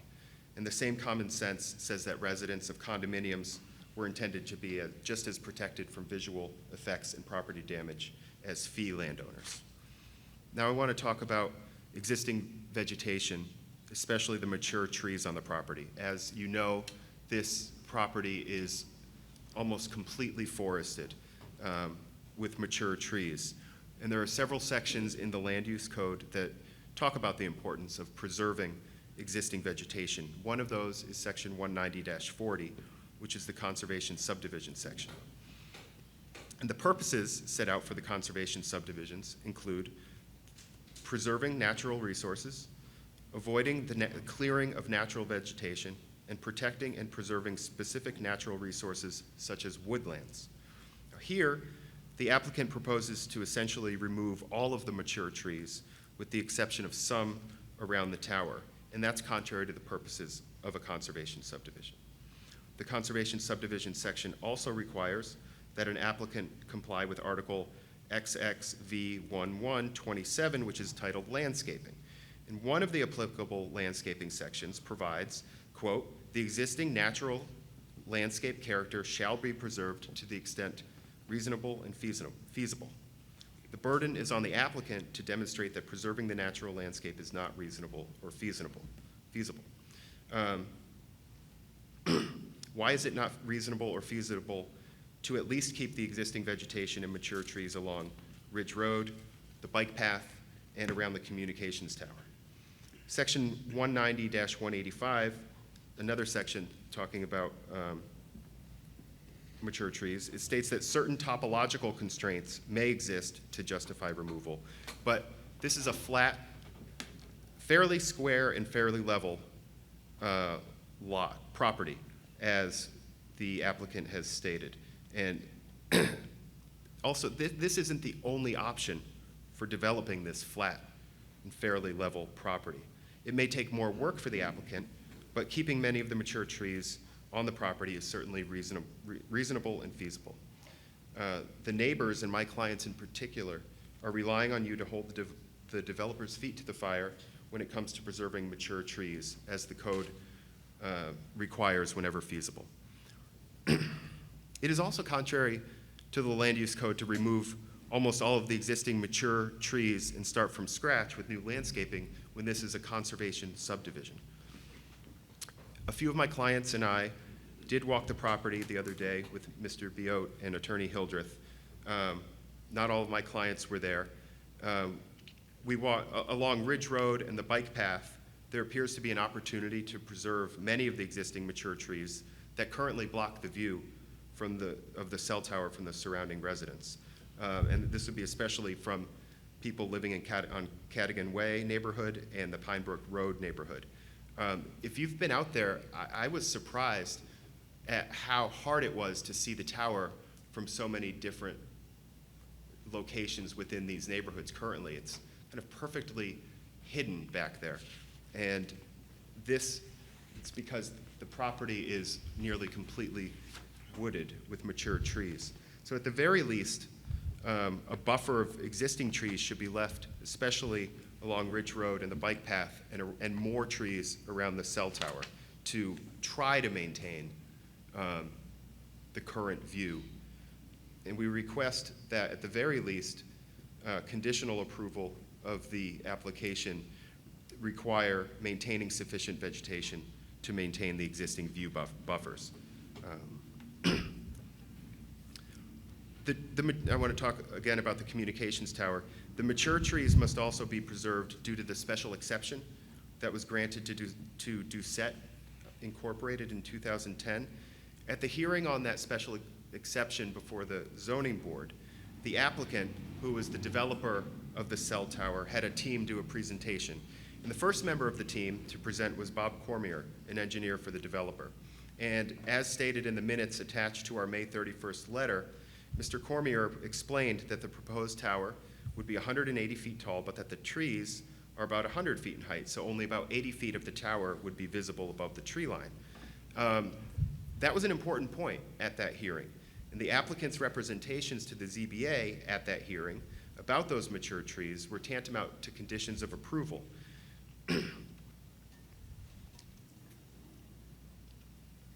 At that hearing, it was talked about how well-sited this was because of the trees, and the developer relied on those trees to get that special exception. Now, the current landowner is held to the representations made on behalf of Doucette Incorporated to get that special exception. If the landowner now plans to cut mature trees, he must go back to the ZBA to try to get a modification of that special exception. Otherwise, cutting these trees would violate the terms of that special exception. So given that special exception and the representations made there, the planning board cannot allow now these trees to be removed just because removal is easier for the current owner to develop the property as they wish. Finally, I want to talk about stormwater, groundwater, and wildlife. There has been flooding in the area. This flooding has increased, particularly on Curtis Drive, where Andrea Pierce lives. And that flooding increased with the construction of the Cherrywood Gagnon Farm development right behind the end of Curtis Drive. And Ms. Pierce, in discussions with city planner Matt Sullivan, who then spoke with Continental Paving, was told that it's the groundwater that's causing the majority of the flooding in that area, as well as stormwater. And we've attached, as Exhibit E to our most recent letter, photographs of that flooding. And I've been out there, and there is and this wasn't right after a rain, the road had standing water, the end of Curtis Drive. There was standing water in places you wouldn't expect, and her lawn was saturated, and it's coming from the groundwater and from water displaced from that Cherrywood subdivision. This conservation subdivision is very large. It would add another entirely new neighborhood, and we're concerned that it will worsen the flooding in the area by removing the existing and mature vegetation, which helps absorb water and mitigate flooding. And we're concerned about its effect on groundwater. So we request that the board hire a third-party reviewer to review the applicant's stormwater and groundwater analyses to ensure that it will not generate any increase in stormwater volume or velocity off-site, or any groundwater, exacerbate any groundwater conditions that could negatively affect both properties and neighboring wells. Relatedly, we request that the board hire a third-party reviewer to perform an environmental survey of the property to ensure that habitats for threatened, endangered, or protected species are protected. This is a mature woodland. We saw a hawk out there the other day after Attorney Hildreth left while I was talking with my clients.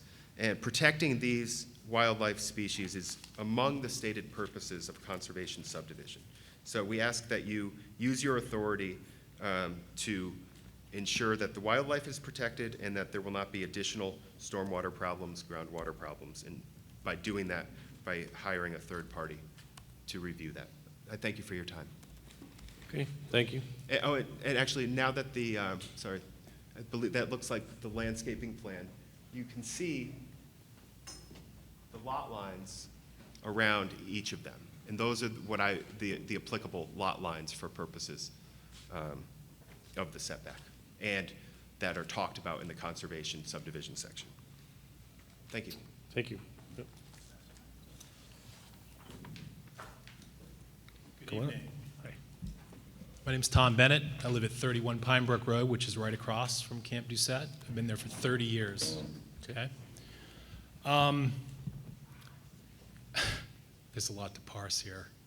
Y'all are familiar with Ridge Road. You've been down there, I'm sure, right? Residents of Nashua. You're familiar with it at some level, right? I live right down there. Yeah, okay. So I'm sure that in your lifetime, you would never think that there would be a traffic problem on Ridge Road, right? Every morning, I walk Ridge Road to Granite Hill, right? And I see the crazy traffic. I mean, if you put a police officer down there at Camp Doucette in the morning, he'd probably make his quota for the month in a week, right? The way people zip down that road. I was telling my wife the other day, we were walking up there and this guy goes by in a van. I'm thinking, this guy blows a tire, so we got no chance. He's going like 50 miles an hour down this road. That's crazy. You put another, now if you put 84, what was the proposal? 84 homes, right? 83. 83 homes, right? So that's another 80 to 160 cars. Think about it, right? And if you think I'm exaggerating, take a walk through Pine Brook Estates. There's at least 2 to 3 cars in every driveway, so I don't think that's an exaggeration, right? And trying to get out of there in the morning is already a challenge. With another road directly across from it, people trying to get out to work, it's going to be insane, right? So that's the traffic issue, right? That needs to be, I think, more carefully vetted and considered, right? Now, I'm not a Stanford environmentalist, but I don't think you have to be one to recognize that the fact that, like, and again, when I walk down Ridge Road in the morning, I walk across Salmon Brook, you walk across that little bridge, there's gray herons down there, there's ducks, right? There's, to the gentleman's point, there's hawks. I've seen owls. You see deer transiting through there, right? So there's a non-trivial amount of wildlife that reside around there. Not to mention the turtles that come up in the springtime and dig their nests on the banks of the little bridge there, right? And of course, the tragic thing is most of the hatchlings get smashed by the traffic that's going by, right? So you've got all that to consider. The other thing that I'm a little concerned about is the fact that no matter how carefully that storm water problem is, or stormwater system is vetted, you still have the problem of nitrogen-based fertilizers and things running off and potentially getting into the Salmon Brook, which goes into the watershed, which creates all kinds of problems, right? So, I mean, these are all things that I think bear, additional consideration. I mean, I appreciate the fact that it's a conservation-style development, but that sounds like a marketing pitch, right? I mean, because where's the conservation? I don't see a whole lot of conservation going on here, right? I mean, the bird watching area, that's great, but I mean, how many birds are you going to chase off? How many species are you going to displace? How many habitats are you going to destroy? How many birds can you expect to come back and people to enjoy, when this thing is done? Now, I'm not one for I'm not one of these I try not to be not one of these not in my backyard kind of people, but I think there's probably a compromise that's more suitable and more environmentally responsible, and that's going to make a good balance for the residents and the people that have been there for so long and enjoy the properties and the lifestyle that they have there now. Thank you. Thank you.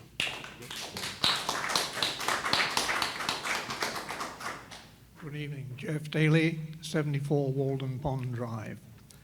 I would just like to go back a few years to when Walmart wanted to put that massive store on Amherst Street.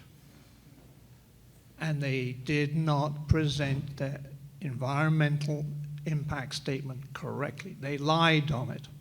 And Alan Fuller, who is a major person concerning land use, and I, plus Dr.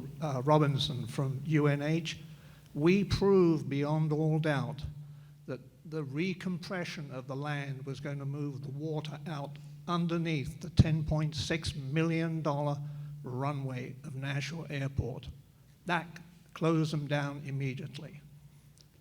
That area of Doucette Camp floods quite often. And why? One of the gentlemen just mentioned. They built another system, another load of houses up the road. And what does that do? Push the water to another position. That is where you've got to be very careful. Once that land has been, cut, drawn, sized, and having buildings on, you can't go back. What the attorney said is true. That is a conservation area. And I think you've got to take all the rules and regulations that have been in place for many years, take that into account, and ask the developer also, how much impervious coverage are they going to put in for the driveways, the walkways, and the roads, so that the water runs off easier, not going down all the storm sewers and then ending up in the salmon brook, flooding it. And have we maintained the salmon brook? No. I would say there's about 2 to 3 feet of silt and sediment build-up since '93, was the last time I was down in that area. So please consider asking the developer to reconsider the complete layout and especially amount of impervious coverage they're going to put on. And can they make it pervious? Thank you. Thank you.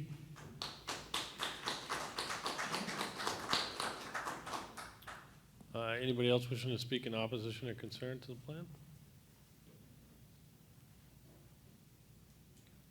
Okay. Anybody wishing to speak in favor of the plan? Okay.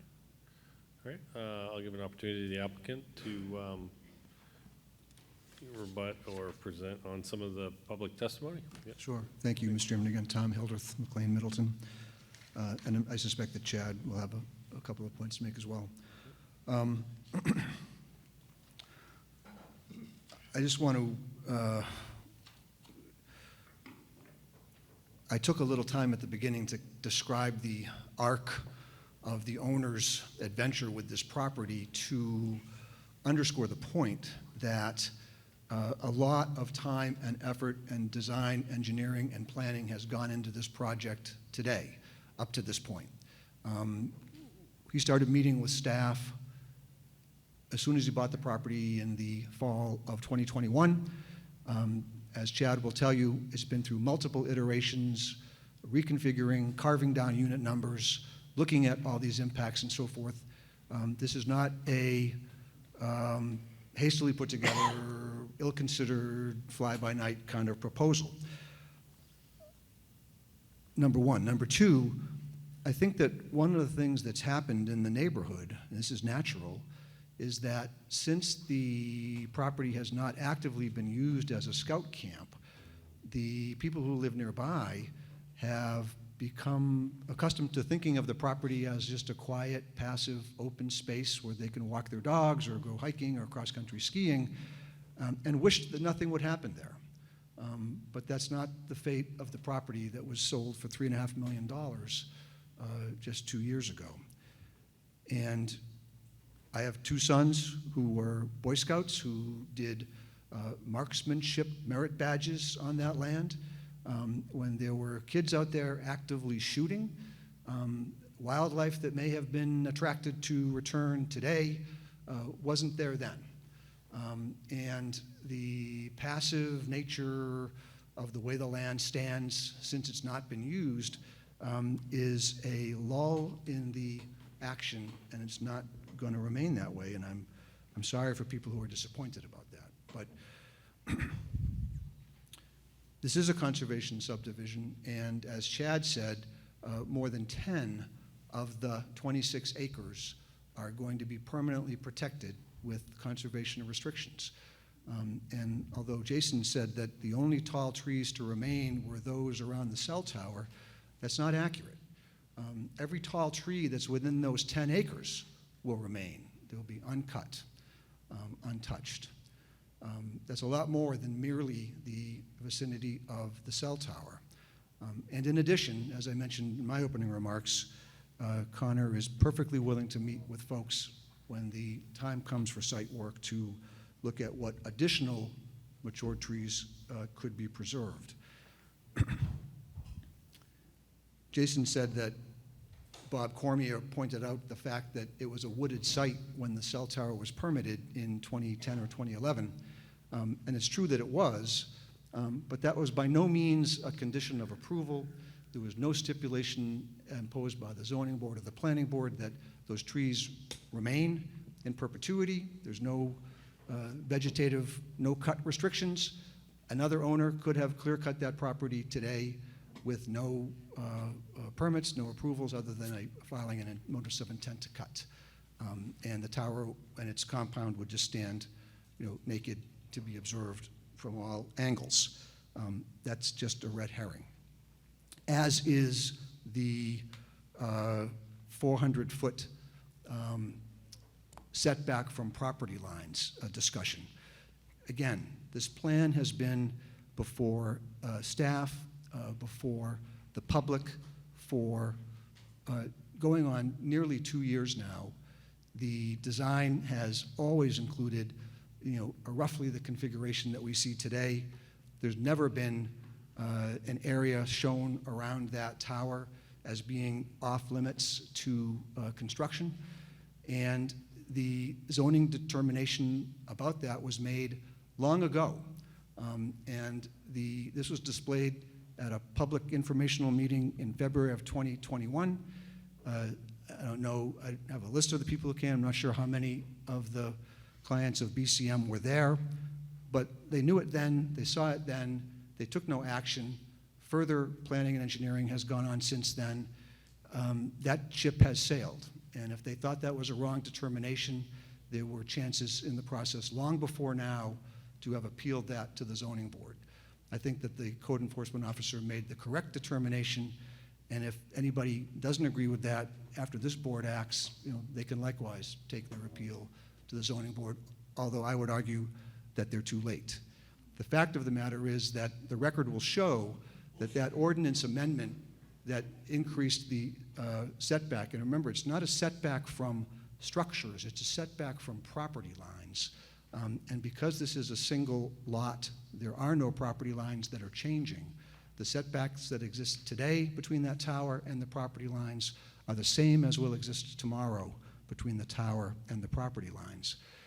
After this tower was permitted, within a year, the alderman amended the ordinance to increase the required setback from property lines from 100 feet or 180 feet to 400 feet. And it was clear from the discussion that the purpose of that was to prevent another tower like this one from going into a neighborhood like this one. If you take a circle with a 400-foot radius, that describes a circle that is more than 11 acres in size. There are very few parcels left in Nashua of that size where you could ever put a cell tower. And again, the fact of the matter is that the city has scores of wireless communications facilities that are a whole lot closer to property lines and structures and houses than this one is. And nobody is suffering for their presence. Jason claims that this was not intended to prevent towers coming, not only not intended to prevent towers coming to an existing neighborhood, but to prevent neighborhoods from being built near existing towers. But it turns on its head the very rationale that he cites. The alderman said, we want to prevent people from their property being damaged or their views interfered with. This is a case where homes will be built and people will make the choice on their own. Nothing will be forced upon anybody. You can buy the home there or you can choose not to. At the neighborhood meeting that I attended in February of 2021, there were many people who said the existence of that cell tower was a feature, not a problem. And that was already, we were well into COVID at that point, and the kind of work from home dynamics and the need for reliable and robust wireless connectivity was evident, and people appreciated that fact. And there are people who will be happy to buy and live in close proximity to that cell tower. Mr. Bennett raised the issue of traffic. We've had the traffic reviewed by Vanessa. Mr. Thornton's here to speak to that if anyone has particular detailed questions. His analysis was reviewed by Hoyle Tanner as well as by the city's own traffic engineers, all of whom concluded that the existing road networks can accommodate the additional traffic that this site will generate. And again, remember, when Vanessa did its analysis, it was 89 units and not 83 units, so it's going to be actually a little less impactful than what he had projected. And I think lastly, I would say that on third-party reviews, they have occurred. The city hired Hoyle Tanner Associates to be your third-party reviewer. They have looked at the applicant's submissions, including the stormwater and drainage calculations, and they've concurred that the site will perform in accordance with state and city standards. GZA did an environmental assessment that included looking for endangered or rare species and found none, and their report is part of the record. There's no need to duplicate that work.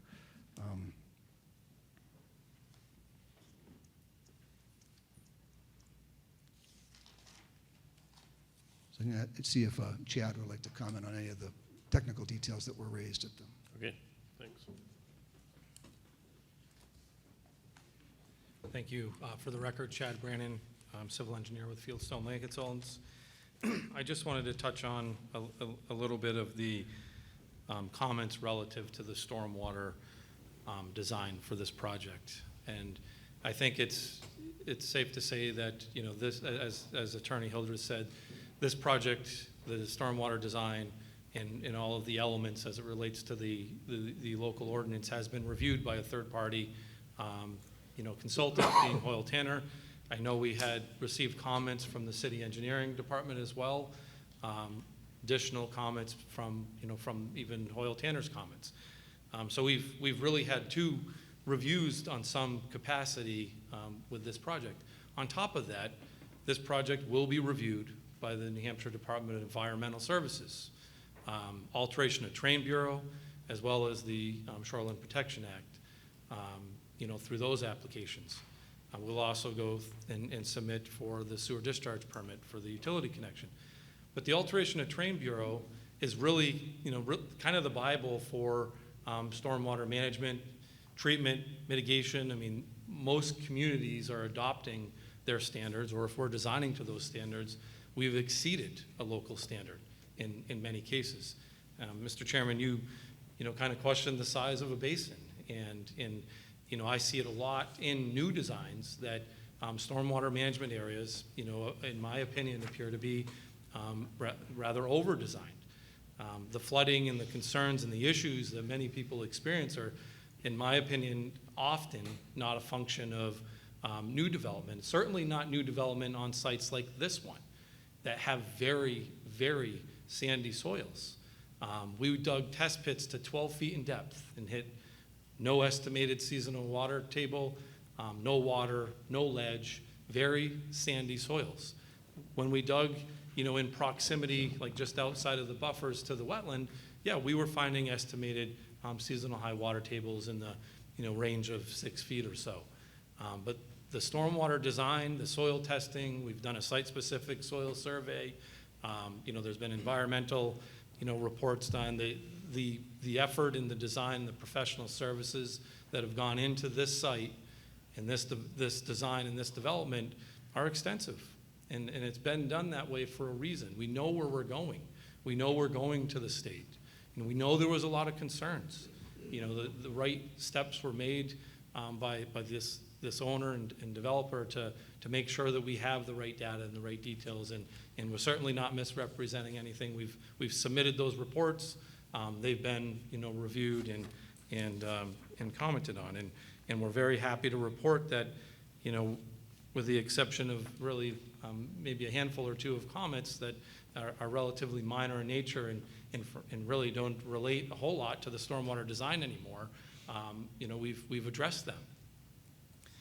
So I just want to, you know, really speak to that. It's easy, and I think the questions and concerns can be valid, but the reality in this situation is the work has been done, the reports have been submitted, they have been reviewed, and, you know, this site has been designed appropriately. There is the stormwater management report that was submitted shows there's a reduction in the volume and the rate of runoff during those design storms on this project.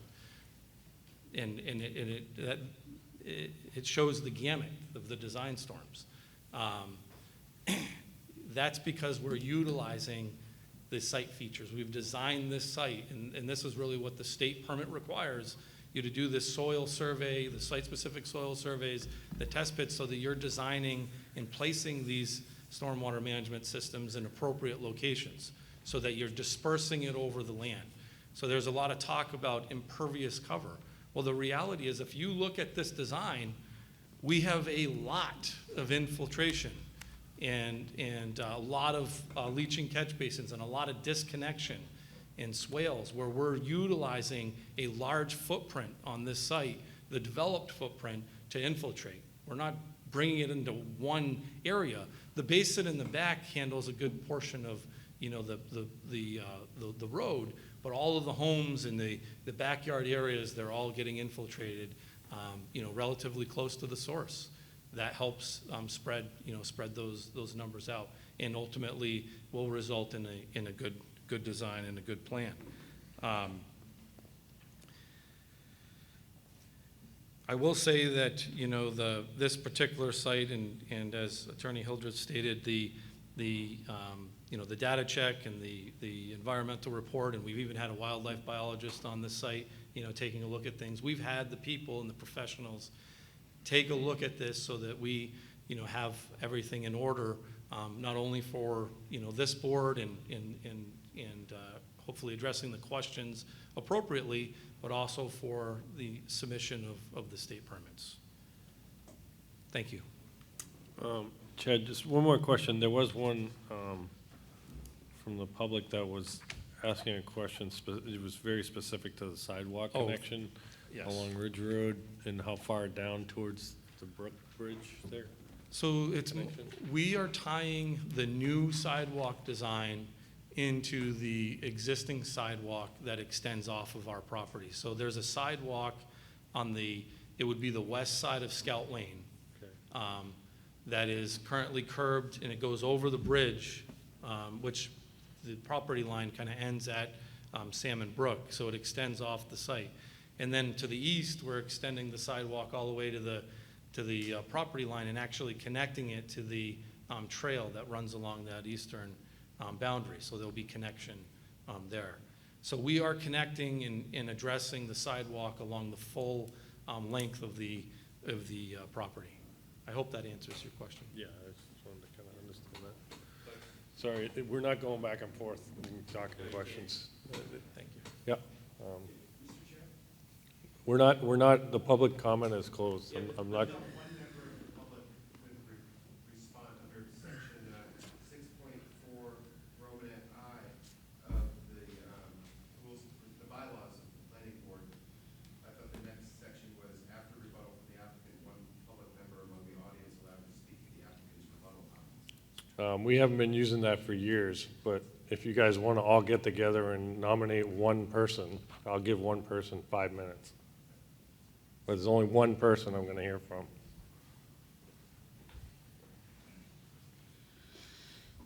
I appreciate that, Mr. Chair. I didn't realize that that section wasn't being used.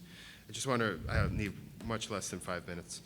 Attorney Hildreth mentioned or suggested that the zoning determination regarding the 400-foot setback was made years ago. In fact, and he mentioned a meeting with the neighbors and wasn't sure if any of my clients had attended, but Jim Kaklamanos, right after that neighborhood meeting in March 2022, wrote a letter to Attorney Hildreth, Mr. Biot, and Mr. Brannon, Andrea Pierce and Carol Sundias.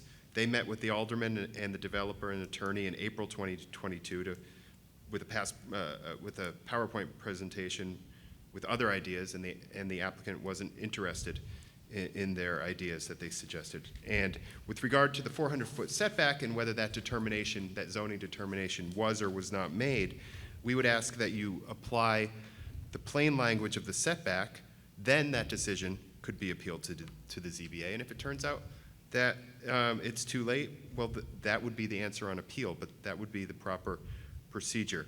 And Andrea Pierce reminds me that the test pits and results that Mr. Brannon spoke of, and the positive results, but that was done with the existing vegetation in place.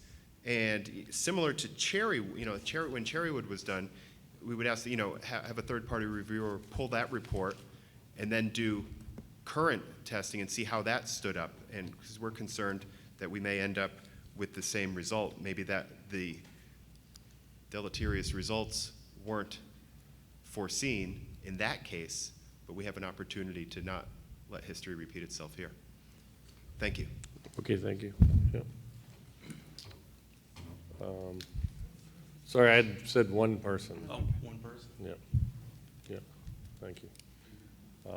Mr. Peterson? Yeah. But I just wanted to. Seriously, I can't have back and forth. This doesn't work. Just one little point. This doesn't work. The taxpayer, I pay a lot of taxes in the city, and these guys do stuff. Developers come in, they just. All right, I'm gonna go ahead and put this, I'm gonna put the meeting into recess. We're in recess. I'll stop. But it We'll costs start me- again in 10 minutes.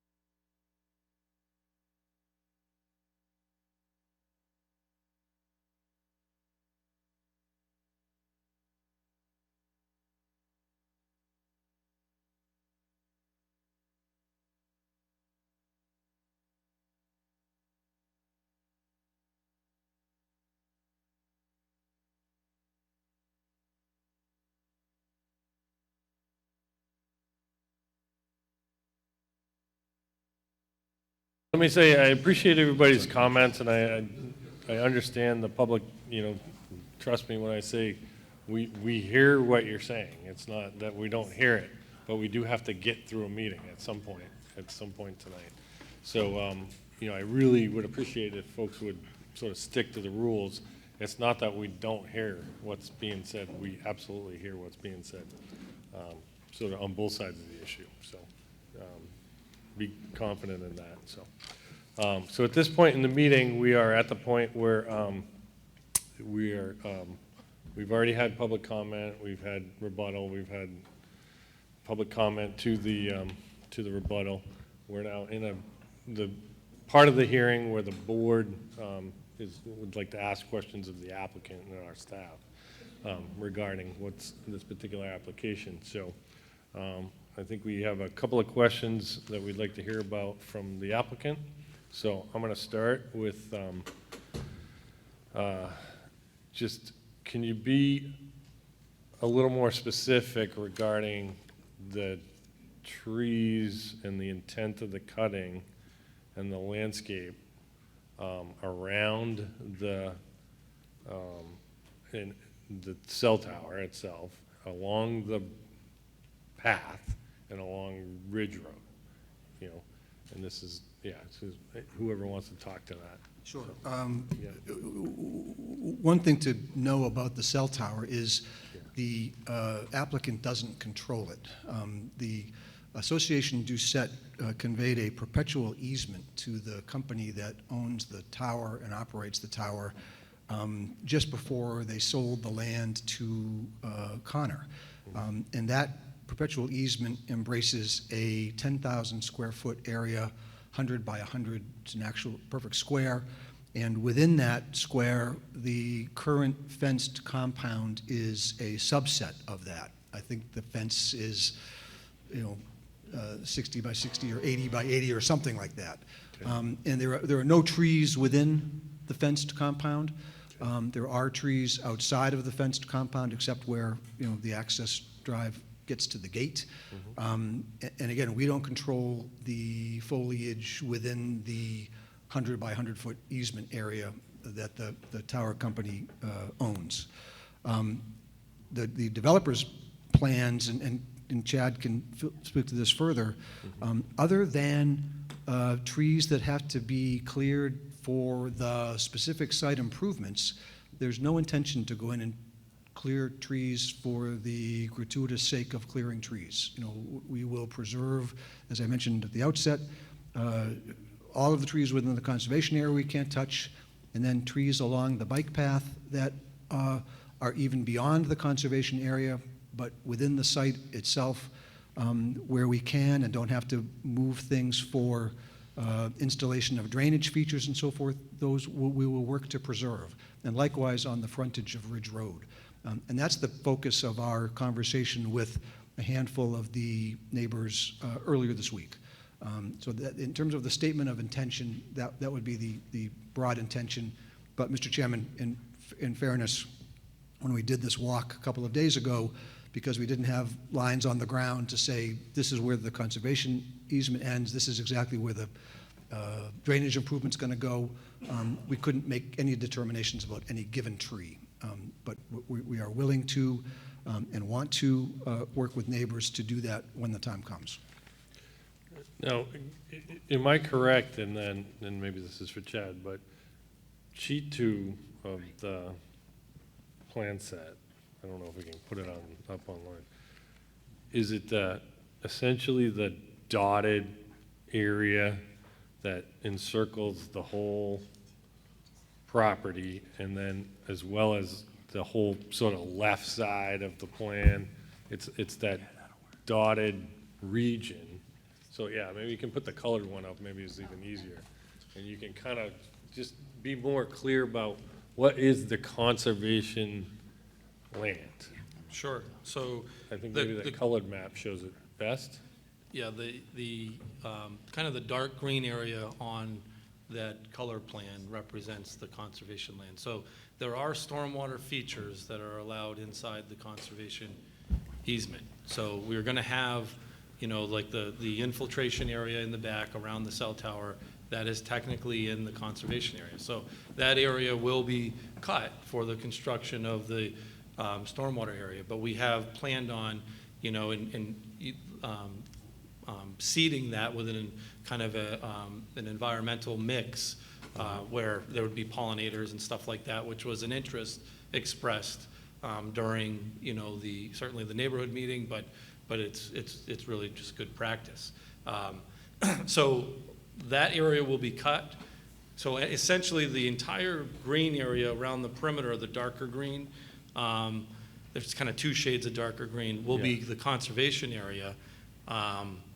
And, you know, that will be forested and wooded. Now, what's happened along the front of the property is, you know, we've proposed landscaping along the front of the property, some berming and some landscaping. And so there's an opportunity to make like field adjustments to save a tree here or there. And then there's certainly, you know, we didn't, you know, from the right of way, you know, to the road, where we actually are moving the sidewalk construction closer to Ridge Road. So I think there's going to be vegetation inside the right of way along Ridge Road that we'll be able to preserve as well. And that's what Mr. Hildreth is referring to as far as, you know, there's an opportunity to work together to maintain some of the vegetation along Ridge Road. But when you have, you know, conservation subdivision, and then you have inclusionary zoning, and, you know, you have all of these goals that we're trying to embrace with this project. You know, there's obviously a clear housing need and shortage in the area. I mean, we're trying to balance everything here. And there's a lot of really good landscaping proposed, even in the area that we're disturbing. There's a lot of trees, there's a lot of shrubs, there's a lot of vegetation to create a nice environment around even the proposed homes. There's street trees along all of the roads. And you know, those will take a little bit of time to mature, but it is a very well landscaped project. So there's going to be a lot of landscaping internally. I think you can certainly see that on the landscaping plans. There is a lot of landscaping proposed with this development.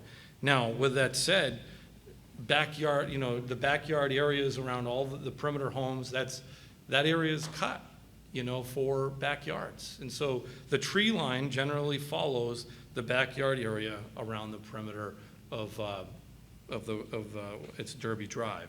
So there's a fair amount of cutting that's going to occur to build the homes, but we meet all the regulations. We meet the open space requirements. We actually exceed the open space requirements. And, you know, we're trying to preserve, there was a lot of discussion about preserving along Salmon Brook, having a public trail along Salmon Brook.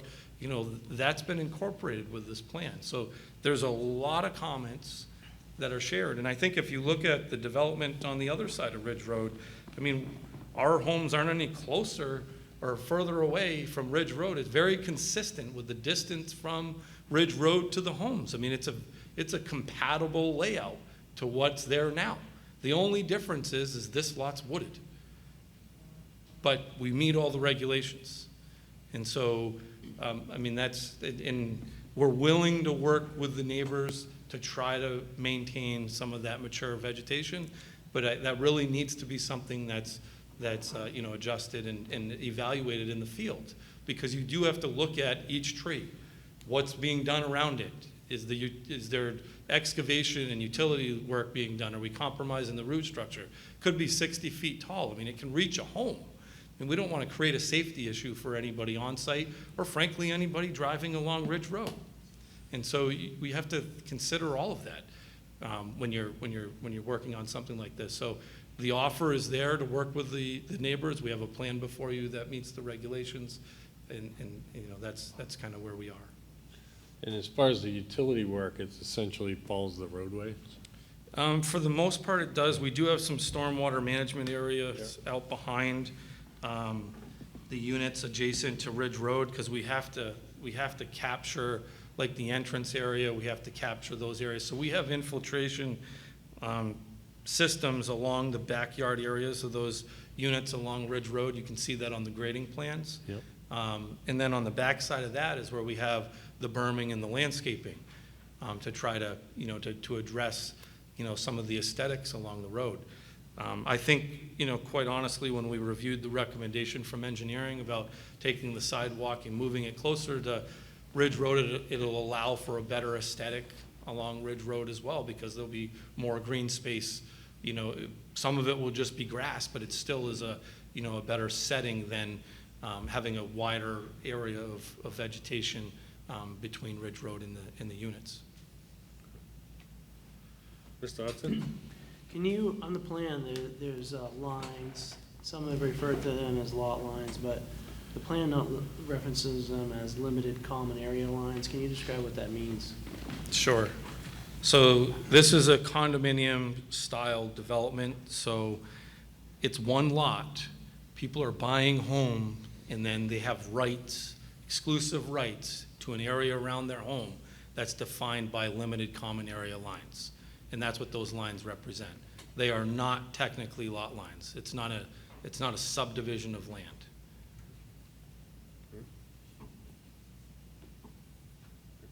Alderman Clee?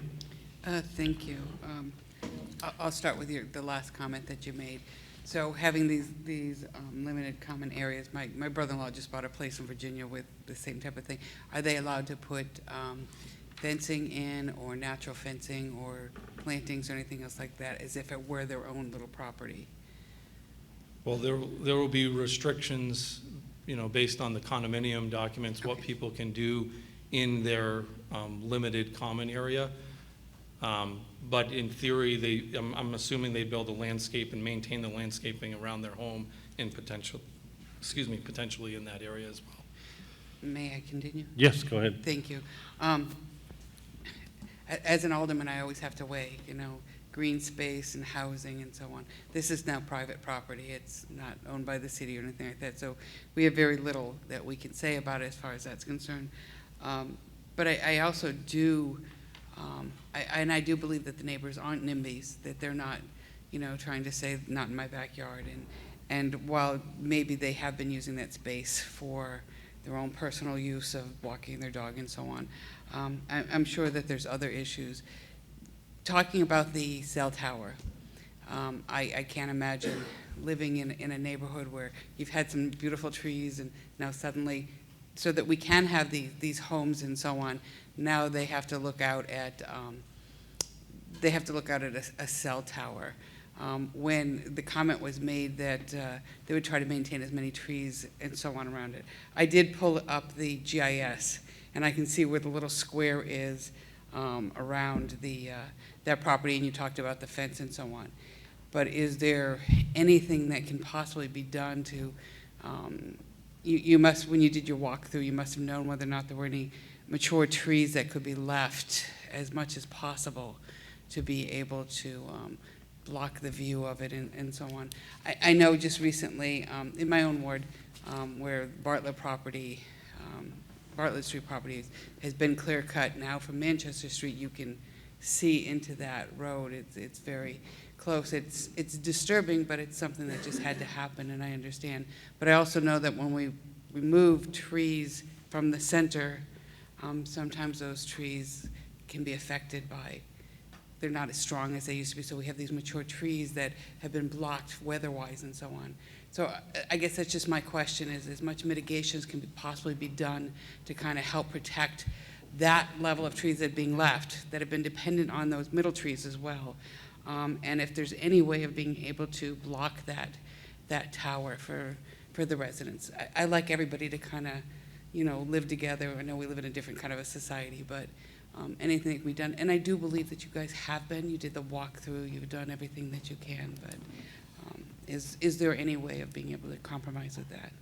Well, I think the location of the cell tower is actually in a good spot. Yeah. Being I think it's close to 800 feet away from the Ridge Road right away. So it's a long distance into the site. It is, yes. And then when you think about, what are we doing?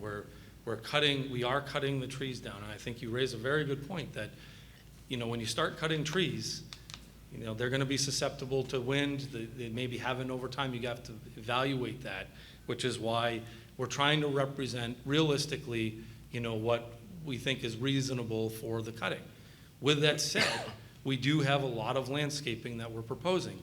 And you have the homes. I mean, the homes, there's a variety of different homes, ranch style, colonial style. I mean, they can range from, say 30 to 40 plus feet in height, and you have perspective, right? So you're at Ridge Road and you're looking into the site, and you have, homes internal that are 40 or 50 feet tall, and then many of them, I mean, it's not like the cell tower is going to be in your face. Like, it's going to be a backdrop. Are you going to see it? I'm guessing you probably could see it, being 180 feet tall. I'm not here to, misrepresent that. I think it's realistic that you will probably see it. But those trees that we're planting are going to grow, and it's going to change that feeling along Ridge Road as well. I mean, it's a residential home setting, but I think the location of the cell tower is actually well placed even for this development, because we're going to be doing a lot of stuff in front that's probably going to catch people's attention, and that cell tower is going to be a backdrop. That's the best way I can explain it. Thank you, and I just have one more if I may. Yep, sure. Okay. And this may not be for you, this may be for Attorney Hilliard, about the inclusionary zoning. I'm always, as an alderman, I'm always very interested in that, and that we do have this. You're going to have different size homes and so on, some larger, some smaller. Do you know which homes will be dedicated to it? Will all the small ones be dedicated to the inclusionary, or will there be a mix?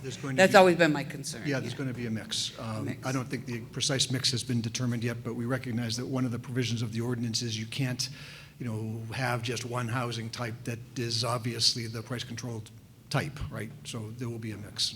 Good. That was my question. I'm always concerned that the one-bedroom is the one that becomes the exclusionary zoning, and versus having some of the larger homes and so on. Thank you, and I appreciate the time. Okay. Mr. Peterson? I have a question for Mr. Brannon. My question is, what happens to the water that is collected among all the storm drains? Where does that water go? How is it treated? So we have, this site is exclusively utilizing infiltration practices because of the soils on site. So depending on where you are, there's a number of stormwater management systems throughout the site. There's probably over 30 stormwater management components spread out. But basically, if we talk about the roadway, for example, like the northern portion of the roadway is collected through a closed drainage system and routed to the infiltration area around the cell tower site. There's infiltration areas in between like the backyard areas on all the loops, internal, and so that's capturing the stormwater runoff from the homes and also from some portions of the roadway along that section. So we're dispersing the stormwater to these infiltration areas. Now, the treatment occurs through vegetated treatment swales, through infiltration, through a number of systems. But we have significant depths to seasonal high water table. We meet all of the state standards. These are state recommended treatment systems for stormwater runoff. The Alteration of Terrain Bureau, the backside of that permit, they certify to the 401 Clean Water Act that these projects meet certain standards, and that's what this project is designed for. So, it's a good question, but there's a lot of different infiltration systems being utilized. Still don't hear where it's going. You didn't answer his question. Folks, we can't have people yelling in during the meeting. Infiltration goes into the ground. So infiltration goes into the ground and it does not go directly into the river? Correct. It filters down through the ground and is dispersed. And like I said, the majority of the test pits that we dug on site, 10 to 12 feet deep, no seasonal high water table. This is a very, very nice site. It's very sandy. Thank you. Other questions by the board? So I'll just give a question for staff regarding the sort of the differing opinions of the setbacks versus You know, and I understand setbacks are really a zoning item versus a planning item, but put your zoning hat on for me and tell me what your opinion is of this concept of 400-foot setback to an existing tower from a new construction. Sure. So the section that was referenced, it falls within our supplemental use regulations. This is an important distinction because these are supplemental regulations for specific uses. This includes all sorts of things like bed and breakfast, drive-through facilities. We have all this huge table of uses that receive additional standards because of their nature. In this case, being telecommunication towers, this particular setback, this 400-foot setback, was amended in 2011. I found the minutes from the Planning Board meeting and the Board of Aldermen meeting at which this item was taken up. The initial intent of this amendment was to prohibit cell towers in the more rural residential districts because of this very cell tower. This cell tower caused the issue when it was constructed. It didn't pass as such because per the Telecommunications Act, you can't do that. You literally cannot prohibit communication towers in districts. But instead, they went ahead and they amended the buffer requirement and a number of other things to make more stringent regulations. In those minutes, not once was there any discussion about building residential near existing towers. This was all about dispersing towers. It was all focused on the construction of towers. So while there was some fairly creative interpretation of the language within this regulation, I'm confident in my interpretation that this is strictly for new construction of towers, and it does not adhere to any, or does not impact the construction of new residential near towers. This is only for new towers. And lot lines, which really, if the interpretation that this is only for new towers stands, the lot lines becomes a moot point. But again, this is not a traditional subdivision. These are not lot lines. These are limited common area delineations. So while intent could be debated, I don't think it's worth going into at this time. Okay, all right. Other questions for the applicant or staff by the board? Before I close the hearing. Okay. All right. Well, I thank everybody from the public, and I thank everybody, staff and everyone else. I'm going to go ahead and close the hearing and move to the meeting. So, okay. So, obviously, we have development in front of us that's, has some pros and cons. I mean, that's probably the best way to look at it. I mean, I feel like the planning board sees a lot of things that have pros and cons. So I'm just going to lay out some of the things that I think are out there for discussion. I got to start with the city's master plan. I mean, that's the Bible for this board and the intent of what we're trying to develop here. And obviously in our master plan, development of housing is right at the top of the list there, as well as specifically like affordable housing and different styles. So to me, the style of housing being presented, frankly, we don't get much of this style. I mean, I think I've been on this board like 10 years, and I've seen this style of housing about probably 3 times in the 10 years.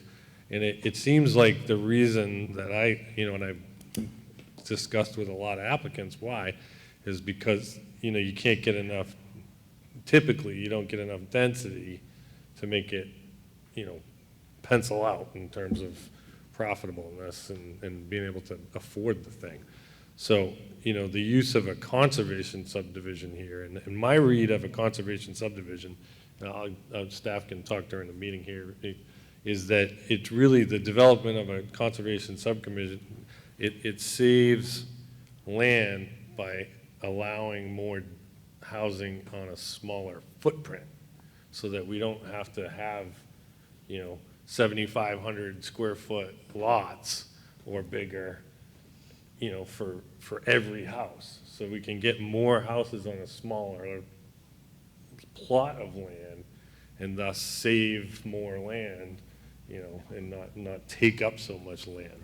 Is that accurate? I mean, I feel like that's the concept of the subdivision that's always been, conservation subdivision, Yes, that's been the presented. big point of the conservation subdivision is saving that 50% of the land. So Right. that's a big chunk when you think about it. Right, so like a typical residential subdivision, typical R7 or whatever, there's really no requirement for Not much, no, saving just any- within the just- buffer areas. just within the setback buffer, and that's it. So this increases that requirement. But the benefit is the density, right? You get to put more Correct. houses on that In addition lot. to that, with the affordable housing set aside as well, so Right, that would increase it okay. even more. So to me, the concept of a conservation subdivision, I mean, that's a good thing here because we're able to get more affordable houses on this lot. If this was done like Maplewood, we're only gonna have like 20 houses there. I mean, which is, not getting us very far down the road of the housing issue we have in Nashua. So when I look at it that way in terms of the use, and this has nothing to do with sort of how it's laid out, but just the use there, I think I'm a big fan of this size and style of house and the use of the conservation subdivision to sort of maximize, really, several people have said it, we don't have a lot of land to develop. So, if we were just to put 20 houses here, we don't get very far down the road. So I like that kind of idea. So, that's kind of the big pro that I see here. Mr. Chair, if I might just put a finer point on that. Yep. Just to give it some hard numbers, the site is 26.25 acres with 83 units. Within this district, to meet the density and do a traditional subdivision, you would need 33 acres to put up 83 houses, and you would get no conservation land. Yeah, so I think that's a big plus, and I do think people get confused sometimes when they hear conservation subdivision. They think we're not gonna build anything on it, we're just gonna save the land, but it's really, we're gonna save more than if we just did it like a regular subdivision, is kind of the idea, so I think that's a big deal. I definitely like the connectivity of the sidewalks, the paths and the trails and that kind of stuff. Those seem to be, a good effort by the developer. The cell tower issue, I'm not sure, I'm confident staff and the city reviewers have done their homework on that. I'm not an expert on zoning. We're not a zoning board, we're a planning board. So I'm always cautious with the direction of the planning board to not dive deep into zoning issues, because that's not us. Again, staff, correct me if I'm wrong, but that's not our role to look at that. Correct. Yeah, so those are kind of my couple of ideas at the front here. I'd like to hear what everybody else thinks. Alderman Clee? Thank you, Mr. Chairman.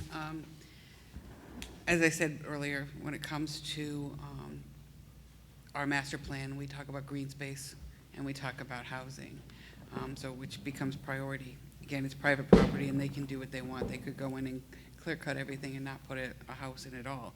That would be their right. As far as the housing is concerned, in order to be able to meet the criteria of our city, we either have to build up or build close. Those are our only options. Because as you said, we would put maybe only 20 houses, or we'd have to have 33 acres to be able to put these, and there'd be no trees at all. I'm always very concerned about the neighbors and what they have to go through. They have to go through the whole act of these homes being built and trees being cleared, and in some locations, I don't believe in this area, sometimes blasting and so on. So I hope that when these are developed, that is taken into consideration, the amount of trucks and everything that have to go through when that's being done. I also liked that I heard that this was middle-income housing. We often talk about affordable housing, and we talk about market rate housing. I hear this all the time. But throughout the city, we're missing that middle ground. We're missing that middle housing, and I think this kind of helps with that, as well as we'll have part of the inclusionary zoning. It's not 100% considered, it's not low income, but it is more of an affordable kind of housing, so that they will be having, I think what they said, 15 units. And that always makes me very, very happy on it. To your point that you said that oftentimes developers have to build a certain number of homes in order to be able to build those homes and still make a profit, because they are in a business. I hear that quite often in the Board of Aldermen. So I do know that to be true, which is why they tend to build more market rate housing, so that they can meet their bottom line and so on. The city works with this inclusionary zoning sometimes. Most of them that we've been hearing here, they do the in lieu of, and they make the payment, and they don't have any of the affordable housing. These are actually going to have affordable housing, and I'd like to see that, and I don't want to see that changed. So again, I have to always say, we build up like we have over here on School Street, and we have the Monahan Manors, or we build very close. I prefer to build close and to have these big high-rises going on, so thank you. Other thoughts by the board? Mr. Peterson? From looking at the graphic that the applicant put up with all the green on it, you can see the entire perimeter around the project has got a dark band of green, which is, a buffer area to keep runoff, contaminants, fertilizer from directly going into the Salmon Brook. And from the applicant's answer about the drainage, there is no water running straight, from the project into the river. It's all seeping into the ground, and it's well above the water table. So I think a lot of thought has gone into handling the water and the runoff responsibly.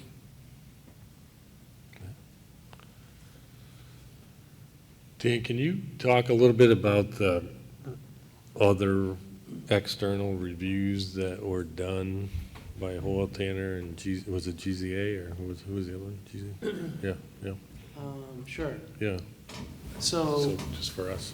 this being a fairly large development, at least in the area, number of units, we contracted with Hoyle Tanner. They're an engineering company out of Manchester, New Hampshire, but we had them do a review of all the plans, as well as the stormwater documents. They're not hydrogeologists. They didn't do that type of a review, which I think some of the testimony was to that effect. And then the traffic study was reviewed by Wayne Husband, senior traffic engineer. So yeah, we went through a couple rounds of review now. Well, Tanner's initial review was 5-6 pages, something like that, and then this latest round is 3 pages or so. So they've been addressing the comments. The remaining comments are, I think, reasonable. There's no major issues there that the applicant won't be able to resolve. As was talked about, the applicant did come to engineering because we had concerns about the sidewalk along the road. We definitely wanted that connection between the trail and along the full frontage of the property. So they've accommodated that, and then we had asked, not to just have a grass strip between it so that collects water, mats down, grass doesn't grow, whatever, just becomes a problem. You end up with sediment on the sidewalks. So they agreed to that, and then they did come to the Board of Public Works for the approval of the moratorium to be able to accomplish that moratorium waiver request. So we kind of had a pretty collaborative back and forth with the applicant, and I think the review has been comprehensive. It's always most of the reviews we do are done in-house by Joe Mendola. In engineering, with this being an outside company, is interesting to see. They went fully through the regulations, like the not requiring a 6-foot offset, grass strip along sidewalks, that's something that probably haven't done that in a long time, you know, it's like, oh, okay, that's in the regulations still. So it was kind of informative as well to have a fresh set of eyes on it, but it did get a full review, as was noted. And I think they've found that basically they're meeting the regulations. Stormwater documents, as was presented, there will be an AOT permit, so the DES will have a review of that as well. And a lot of our ordinances are in alignment with that, and we asked for a couple different storms to be analyzed versus that, those permitting requirements, but essentially it's the same thing. The current design, we're seeing this on all kinds of development nowadays, is a focus on infiltrating water into the ground versus, you know, runoff or wet ponds, that sort of thing. So this development, as of stated, has a lot of those features. Any other questions about that I can answer, or is that? No, I mean, the flooding that was brought up on Curtis Drive, has the city looked at that at all? Has that been something? Yeah, yeah. we had received a complaint about water in that cul-de-sac, and it was, we did an investigation. This goes back, the complaint goes back to paving. That was done in 2004. We had tried to look at some aerial imagery before paving, after paving, and it was kind of similar conditions, both cases. I can't speak to what the conditions were before, you know, the whole Cherrywood development was done and how that's changed. I mean, I haven't been here during that duration of time, and so I can't really speak to that. So yeah, I don't know what more to say about that.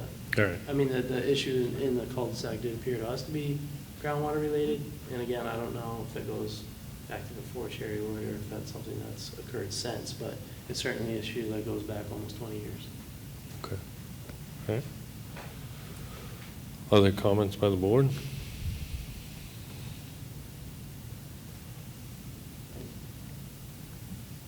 Okay. Regarding, does anybody want to have any discussion about any of the waivers? Does everybody understand the waiver that's being asked for on the grass panel on the sidewalks? That's kind of a newer one, but that makes sense. You just don't, the city doesn't want that. Okay. Okay. All right, I don't hear any other commenting by the board. Does anybody want to make a motion regarding this? Alderman Clee? Thank you. I'll try it again. Okay, I'll read the beginning of it. The planning board has made a determination. The plan meets the requirements outlined in subdivision NRO 190-138G, and the board has reviewed this prior to this motion. The planning board chooses to approve the plan. The staff recommends the following stipulations be made part of the approval. The request for a waiver of NRO section 190-279B to use 60 to 1 drawing scale where 50 to 1 is the minimum is granted, finding that the waiver will not be contrary to the spirit and intent of the regulation. The request for a waiver of NRO 190-279EE to show all existing conditions within the 1,000 feet of the property is granted, finding the waiver will not be contrary to the spirit and intent of the regulation. The request for a waiver of NRO 190-209, Table 209-1, to allow a 20-foot wide paved cross-section with 2 feet of gravel shoulder on either side for Scout Lane, where a 20-foot wide paved cross-section is required, is granted, finding that the waiver will not be contrary to the spirit and intent of the regulation. The request for a waiver of NRO 190-161 to not provide the required 6-foot wide grass panel between the curb and the street is granted, finding that the waiver will not be contrary to the spirit and intent of the regulation. The request for waiver NRO 190-208B2 to provide, oh goodness, bituminous Cape Cod curbing where sloped granite curbing is required is granted, finding the waiver will not be contrary to the spirit and intent of the regulation. The request for a waiver of NRO 190-212A1 to not provide sidewalks within the entire development is granted, finding that the waiver will not be contrary to the spirit and intent of the regulations. And the remaining 7 through 22 stipulations as written.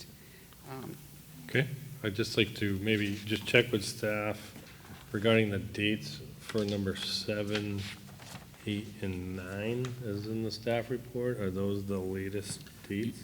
We can add July 11th to 7, May 23rd, 2023, and July 11th, because there were some additional fire comments on the naming of the streets. But the other ones are fine. All right, would you mind amending your No. stipulation I will, number 7? to Yeah, I add, will amend 7 to reflect the dates of the newly, it was July 7th, is that the? July 11th, actually. July 11th, 2023, from the fire. Okay, all right. So with that amended motion, do we have a second? Second by Mr. Peterson. Any further discussion by the board? All those in favor? Aye. Opposed? None? That motion passes. Thank you very much. Okay. All right.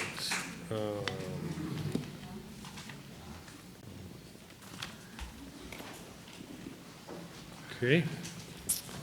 I am going to move on to case number A23-0102. This is B&B Realty Corporation owner, Brookline Opportunities LLC applicant. This is a proposed development of 2 multifamily affordable housing buildings with 95 units with associated site amenities, including parking, sidewalks, bike storage, playground, and landscaping. Property is located at 175, 177 East Hollis Street and 50 Crown Street. And just as you guys are setting up, I'm just going to, while you're setting up, I'm just going to have a little bit of a discussion with the board regarding the agenda here.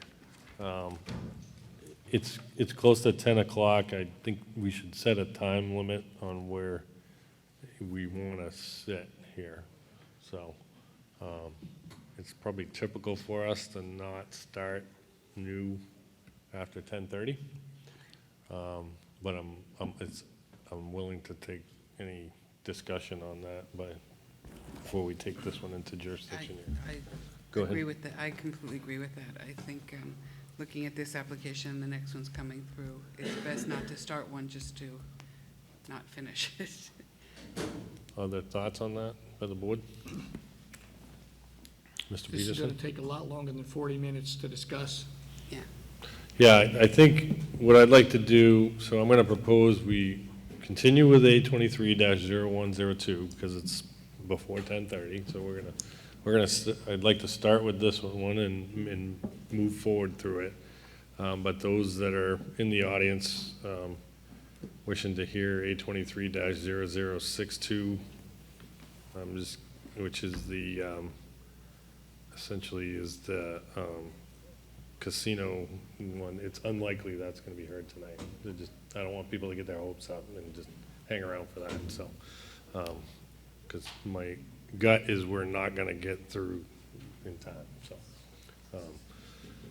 and that's just the way it is. So, okay. So, it's hard to tell how long it goes. I appreciate that. Yeah. So, and trust me, we're here too. Mr. Chairman? Go ahead, Alderman Clee. Considering that people are leaving that might have wanted to talk to that, can we say definitely, emphatically, that will not happen? I would hate for people to leave and then suddenly we take it up and they. Yeah, I mean, we can make a motion. We haven't taken jurisdiction of the next one, so I can make a motion regarding A23-0062. What's our next meeting date? September 7th. September 7th. So does someone, I'll make a motion that we continue that to September 7th, you know. I'd second that. So we have a second on Yeah. that. Again, this is 823-0062. Mr. Chairman, Go ahead. just as a point of order, Sure. if you're going to continue to a date, could you possibly consider moving that application up to the beginning of the meeting? I know It would be that way anyway. I know it's a full agenda. No, it would be that, it'd be old business, so it will happen that way anyway. Yeah, yeah. So, okay, so I had a second. And is there any more of the discussion by the board on that continuance of 823-0062? All right, all those in favor? Aye. Aye. Opposed? So that motion passes. So I'm moving back now again to 823-0102. Again, this is B&B Realty Corporation owner, Brookline Opportunities LLC applicant. Proposed development of two multifamily affordable housing buildings with 95 units. This is at 175, 177 East Hall Street and 50 Crown Street. So for the board, has anybody had a chance to take a look at this application and want to make a motion as to whether it's ready for us to take jurisdiction? Mr. Hirsch. Motion to take jurisdiction. Okay, so we have that motion to take jurisdiction of 823-0102. We have a second. I'll second. Second by Alderman Clee. Any further discussion by the board? All those in favor of the jurisdiction? Aye. That passes? Okay, you're up. All right, very good. Let's just hang on like 1 or 2 minutes. Thanks, folks, I appreciate it. I know the hour's late, so I'll be judicious with the time that we have tonight. Okay.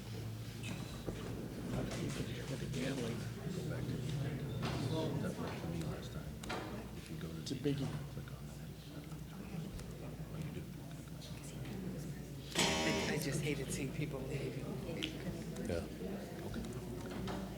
All right, I think you can start. Go ahead. All right, Yep. Yep.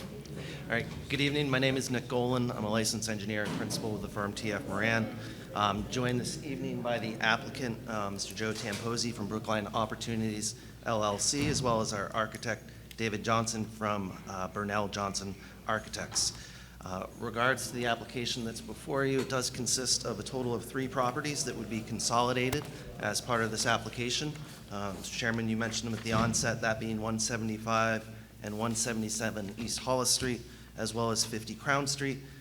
These lots have a total acreage of 94,500 square feet. These properties are zoned general industrial as well as transit-oriented development overlay district. Our surrounding uses, it's a mix of commercial and residential. It's a bit of a hodgepodge. Relative to the current uses on site, there's a single-family rental house and a detached garage, portions of parking lots and an out-of-service vehicle storage yard, and what appears to be a prior motor vehicle repair garage, and then a small portion to the southerly end of the lot, which is really vacant. Provides access via a gravel road, but really is overgrown and otherwise isn't providing a particular purpose. Relative to what we are proposing, that area would be raised. We have a nice graphic up showing this East Hollis Street apartments. What this includes is 2 4-story affordable multifamily buildings. Building A, for the purposes of identification, which is closest to East Hollis Street, consists of 63 units. And our second building, Building B, which is closer to Crown Street, is a total of 32 units. So we have a total of 95 overall. 45 of those would be 1-bed and 50 would be 2-bed.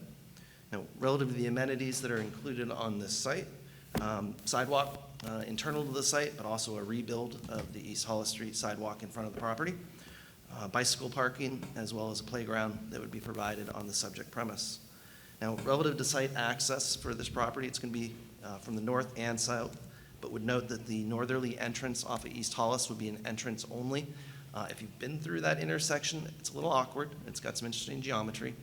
So as part of our initial meetings with city staff, with engineering, traffic, it was determined that an entrance only would be most appropriate there, and it still accommodates the necessary turning movements for our necessary vehicles as well as emergency apparatus.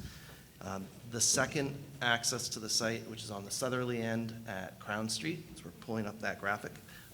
The site layout plan would be a good one to show for this.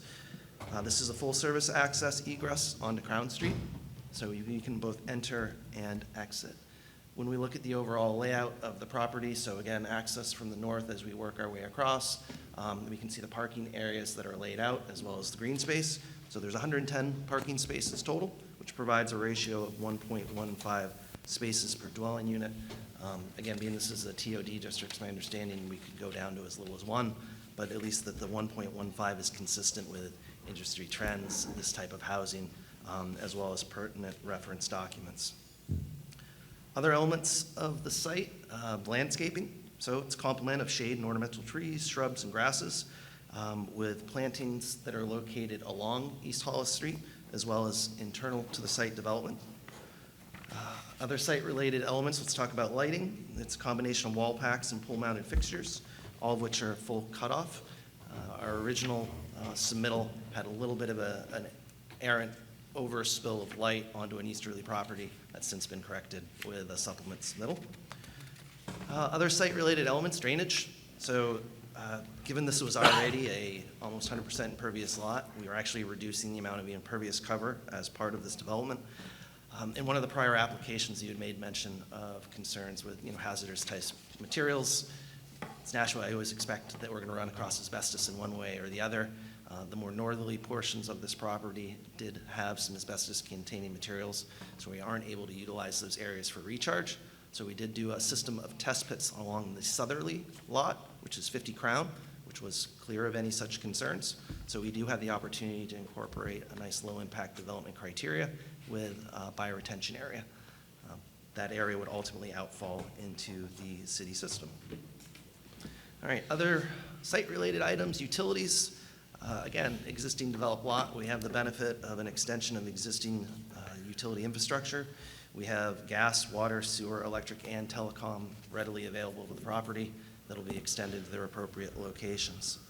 Now, relative to the site plan that I've described to you thus far, we do have 4 waivers that are being requested.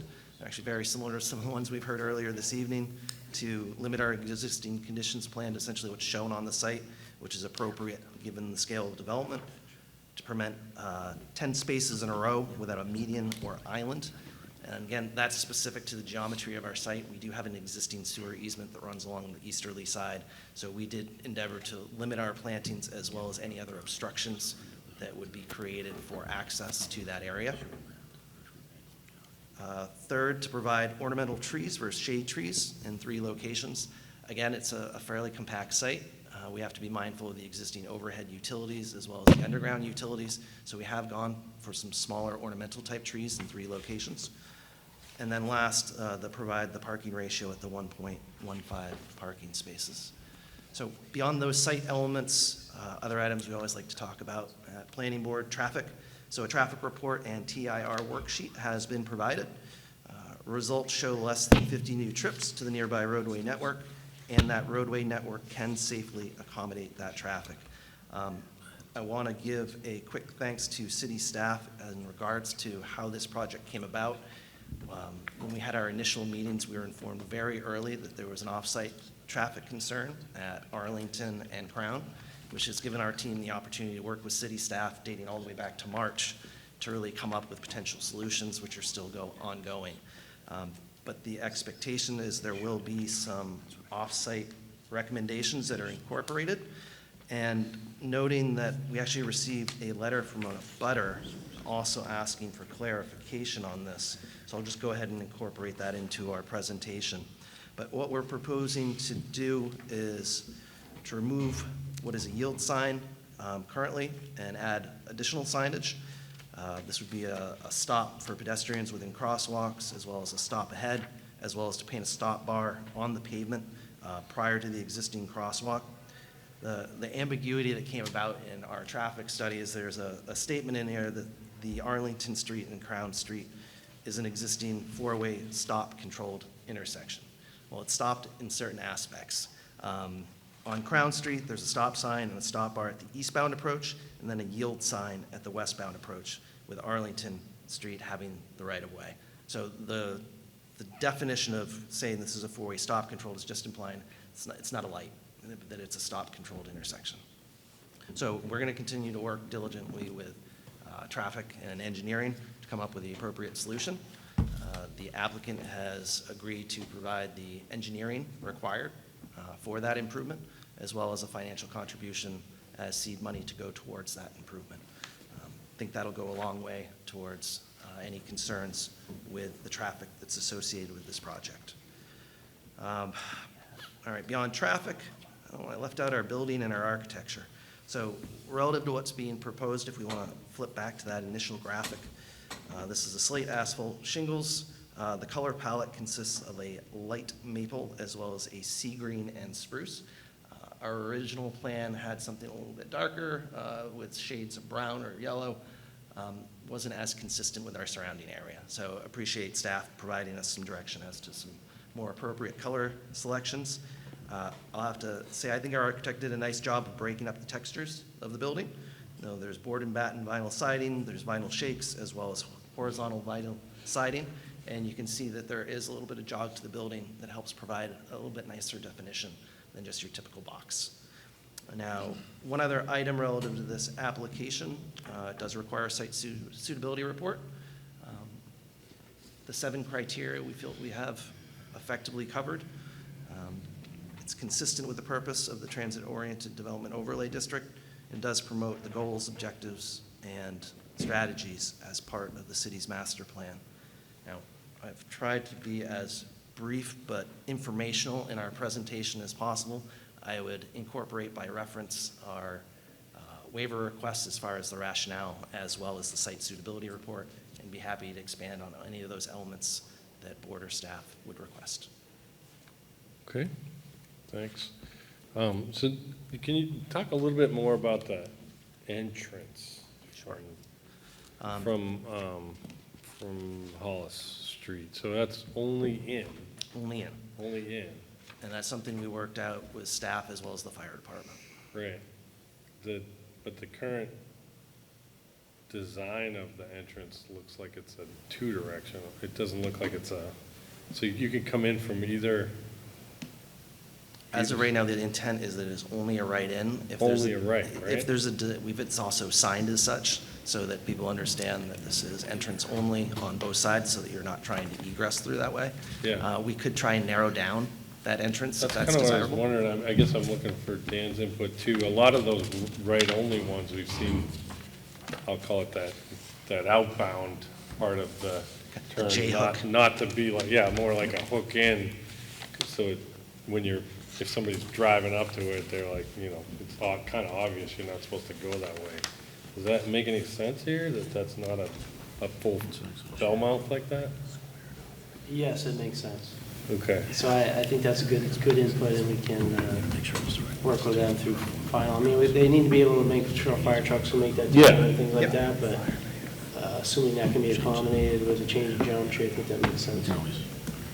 Yeah, I mean, I think that's a pretty simple fix. It's not material to the whole site. And but- looking at that geometry and knowing we have the turning movement plan that's actually incorporated in the package, it can accommodate that. So Yeah. we can incorporate that if that's agreeable with the board. We've definitely seen that help, like, I think we've done it on like Amherst Street and a couple other places where we don't want people thinking it can come out, because they don't follow the do not enter. It can be a little deceptive if they can physically make the turn, so no, that's an important point. Yeah, okay, so that seems kind of minor, and you guys could take care of that. And then you talked about there be signage. Yes. That would be do not enter or whatever around there.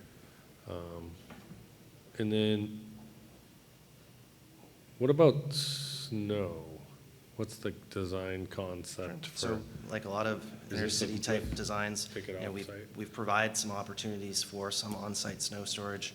The area in and around the bioretention area provides that opportunity so it can melt along the sides and then drain into that treatment practice. The reality is when that area is exhausted for snow storage, it is required to be taken off. Take it off-site. How about bus routes? Is there one on Crown, do we know? Yes. There is one on Crown, so that would be obviously, we're not gonna stop a bus on Hall Street, you know, that wouldn't work, right? But on Crown, has there been any communication with the city about, I don't know if there's a stop right there? I mean, it seems like this development could be benefited by a bus stop there. I think you could do it on Crown, right? I don't think we need to turn in, I don't know enough about the side of Crown. Can they, is there enough for a bus to pull there? We'd be happy to work with staff Yeah. to see if that's something that can be accommodated. Yeah, I think that would be beneficial to this development as well, so. Okay. Mr. Peterson? Just a point of clarification, on where the parking lot meets up with Crown Street, you can only exit onto Crown Street, you cannot enter from Crown Street? No, Crown Street is full-service entrance, so you can enter and exit from Crown. You can enter and exit from Crown? That is correct. So it's not one continuous giant loop, you can go both ways on Crown? Great, thank you. Alderman Clee? Thank you. Just a quick question to one of the waivers. You commented that because this is a TOD, that you could have one parking space and that you didn't. If that were the case, why would you need the waiver to do 1.2? So that's The actually- waiver very specifically says here to allow 1.2 parking spaces where 1.5 parking space per unit are required, yet you commented that it's a TOD and you only need one, so I don't know if that's a staff I was hoping for question. clarification also. It was belt and suspenders. We put it in case it was deemed necessary, but I was hopeful it was something that could be pulled back. I'm sorry, I was looking something else up. That's okay. He had commented that because it was a TOD, they only needed to have one parking space, but yet they put a waiver in to allow for 1.2 where it's required at a 1.5. It's contradictory to what he said. He's asking for a waiver. Oh, I see. When he said that a TOD only requires a 1. Yeah, do we really need the He's waiver? correct, yeah, the TOD only requires one. The waiver is in there just to indicate that, he's adding additional 1.2, and normally it would be required 2 if you weren't in the TOD, so it's a little confusing, apologize for that. So, Do we need it? Can we take it out? well, I think Yeah. Yeah, we can take We it. can take it out. Okay, well, if I may. Go ahead, Alderman Thank you. So I have no problems with taking it out, but keeping it in keeps their feet to the fire of 1.2? True. Okay. Good point. I Yeah, because I want to keep it in always then. hesitate. You always need more No, I parking. would not say that it keeps their feet to the fire because if the I know, regs I are apologize, 1.1. but yeah. Yeah, I apologize right. for saying it that way, Yeah, but yes. Yeah, the regs allow the one. Yeah. So I think it's probably cleaner to remove it. You move it? If you want to, sure. Mr. Chairman, if I may remove said waiver from our application package. Yeah, I mean, we can certainly do it on our end, too. Can you elaborate on the utility, you mentioned there was a mixture of overhead and underground, but anything new going in is underground? So, yes. So Okay. East Hollis Street, we have the overhead line. Right. There'd be a new riser pole there that would then drop down and feed the transformers that would be located on site. Those would be underground services. Yeah, so from East Hollis, you're gonna come down a riser. Yep. And then you're going underground right away. Yep. And Okay. the reality is, the public utility has final say as Yeah. exactly how that's going to look, but that's how we have portrayed it on our plan. Right. And that's how we filed it with Eversource. Yeah, yeah, I think our intent is we just don't want new overhead going up anywhere that doesn't We are have to go up. venturing to do just that, is Okay. get things underground. We realize there's quite a few above-ground utilities in this area, so it provides a nice opportunity to clean it up. Okay. Go ahead, Mr. Hudson. To your point, Mr. Chair, where do you envision that would occur? Because the city has a 30-foot wide sewer easement through here, and I just want to make sure that that doesn't end up in the sewer easement. Correct. It is located, if you look Back building. that northeast corner on East Hollis Street, there's adequate space outside of that easement to place a riser pole. Underground service would then run parallel and then cross the easement so that we're limiting the amount of underground that would be within that area. So it's essentially crossing it at almost a 90-degree angle. Sure, we'll work out the final details of that Yep.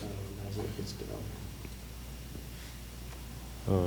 Is there any phasing with this? Is there intent to build one of the buildings, occupy, do the second, or is this one This is a construction? tax credit related project, so if I can, let's have our applicants Sure. step to the mic. Okay. Thanks, Jeff. Good evening, everyone. Joe Tamposi from Brookline Opportunities, LLC. So this is an affordable housing project, 100% affordable. And so there are two phases because of the way the financing works. One of the buildings is considered a 9% tax credit project, and one of the buildings is considered a 4% tax credit project. So they'll be built simultaneously, but they're technically considered two separate phases. Okay, but there's no intent to sort of build one, wait a year or two, and build the other. The construction is one. Obviously, there's some sequencing within it, but the intent is to build both buildings. Correct. In the same project, yeah, okay. Okay. What about construction access? Is East Hollis going to be used for construction access, or is it all For the ground? purposes of entrance, it makes a lot of sense. And I'm figuring where that's same the with vast majority of construction. that traffic would come from, and it keeps construction traffic in large part out of the residential area that would be behind us, at least as far as access. Yeah, so it would be fair to say your construction access is going to follow the same rules as the site entrance and exit as Yes, sir. well. So I don't think we want too much construction traffic out onto, The geometry that Hall Street exists now either. really wouldn't support Yeah. those exiting movements. So I can make that statement that yes, Yeah. that would be our intent. all right. Mr. Peterson? I'm wondering if you could, once again, just describe the plan for snow removal and where the snow will be deposited? Absolutely. So, well, let me flip to my site plan here, and we've got ours on the overhead as well. So I'll narrate a little bit just relative to the plan that's before you. We have the center island, which is green space. So we took a little bit of a different approach, and that was part of our waiver request relative to that median. In lieu of just trying to drop one median island that's green, instead we've created a central corridor right down the middle of the site that's all green space that would provide the opportunity for snow storage. So when we look at that plan on the overhead, that oblong area that's between those two parking areas would provide the opportunity for snow storage there. As we continue to work our way across that page from left to right, you can see the area beyond the dumpsters would also be suitable for snow storage. So you'd be able to accomplish all that with a bunch of cars in the parking lot? It creates some complications, that's a fair assessment. But the reality is that it's no different than I think a lot of the other struggles that we deal with in a city environment. And they'll have to be creative as to how they do their snow removal. It's fair. Thank you. Yes, sir. What about electric vehicle charging? Is there intent for There's any none charging proposed at this stations? time. Would you But that's be- not to would you say be that it against couldn't that? come to fruition based off of the tax credit process.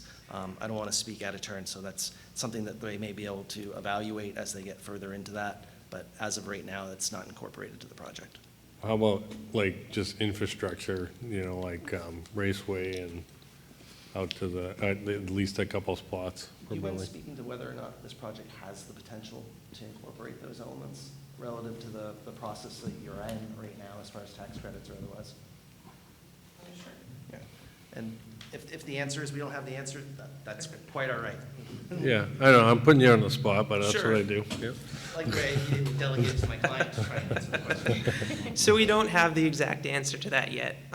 But what I can say is, because of the way we're designing the building, we will have the option for future solar panels on the roof.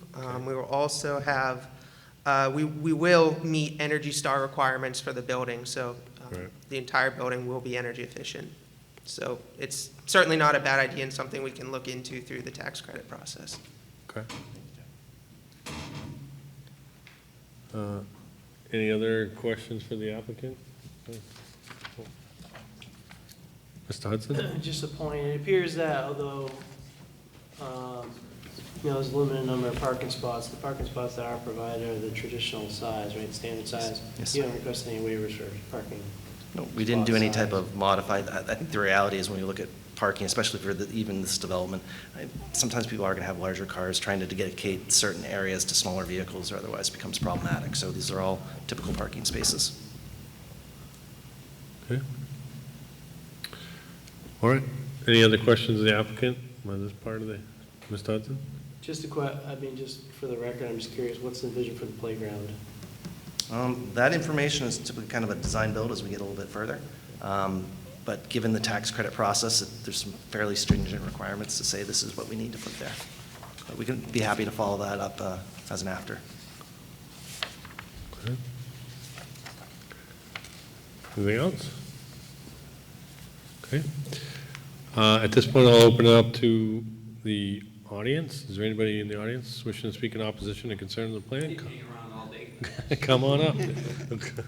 How you doing? My name's Carl Swanson. I live at the Hodgepodge, as he calls it, at 42 Crown Street. So since everything is going to be going in on West Hollis, everything comes out by my house. So now we're going to have 115 or whatever you allow coming out every day on all different hours. And Crown Street is a very tough street as it is. It's a very hilly street, and in the wintertime, if you don't have four-wheel drive and get a running start, you're not going up. So how are we going to have a backup of another 115 cars, especially when the train goes by? I've been waiting 20 minutes to go to my house when I can see my house. The other thing is the notice that they sent out was dated July 20th, and you had to respond by July 12th. I don't know the time machine. So, you know, it caught me by surprise that they're doing this with not a lot of notice. I think other people would have been here if they had the notice in time. Okay, thank you. All right. That's all I got. Okay, thank you very much. Anybody else in the audience wishing to speak in opposition or concern to the plan? Anybody wishing to speak in favor of the plan? All right. For the applicant, is there any more you want to say before I sort of close down the hearing? No, I think we've provided the necessary information, or at least we hope so, so that you have the opportunity to make a decision on the application. In regards to the commentary from the abutter, we've fulfilled our obligations relative to the traffic study. We'll continue to work with city staff to make sure that any impacts that are felt are appropriately mitigated. That's all. Thank you. Okay. And just to clarify, for the off-site improvement efforts that you're using, it's engineering, it's. Let's give Wayne Husband his money's worth. He sat here all night too, so. Okay, yeah. Welcome to the mic. I just like to understand Senior those a traffic engineer, little Wayne bit more. Husband. Yeah, yeah. It's what the Yeah. deal is here. Wayne's been working closely with the applicant. Okay. He can better So- better address that question. Okay. Wayne Husband, Senior Traffic Engineer. For several years now, we've had complaints and concerns about the Arlington Crown Street intersection. It's a long intersection. The sight distance available to motorists and pedestrians as they come around the corner up Crown Street. The motorists can't see the pedestrians can't see the motorists. The crosswalk to get across Crown Street is long. So we're working with the applicant's engineer, and we're trying to come up with an off-site improvement that brings the pedestrian out into the sight of the oncoming motorist so that the motorist can see the pedestrian can see the motorist, and by shortening up on the crosswalk, it'll take them less time to cross Crown Street where it meets Arlington Street. So what we've asked is that the applicant's engineer provide us with the design plans, the specifications, and an estimate for the reconstruction of that intersection to accommodate some of those concerns, and contribute $5,000 towards the construction of it. And we pick it up from there and try to get it reconstructed. But more recently, like earlier this spring, we had a crossing guard actually got hit in the crosswalk.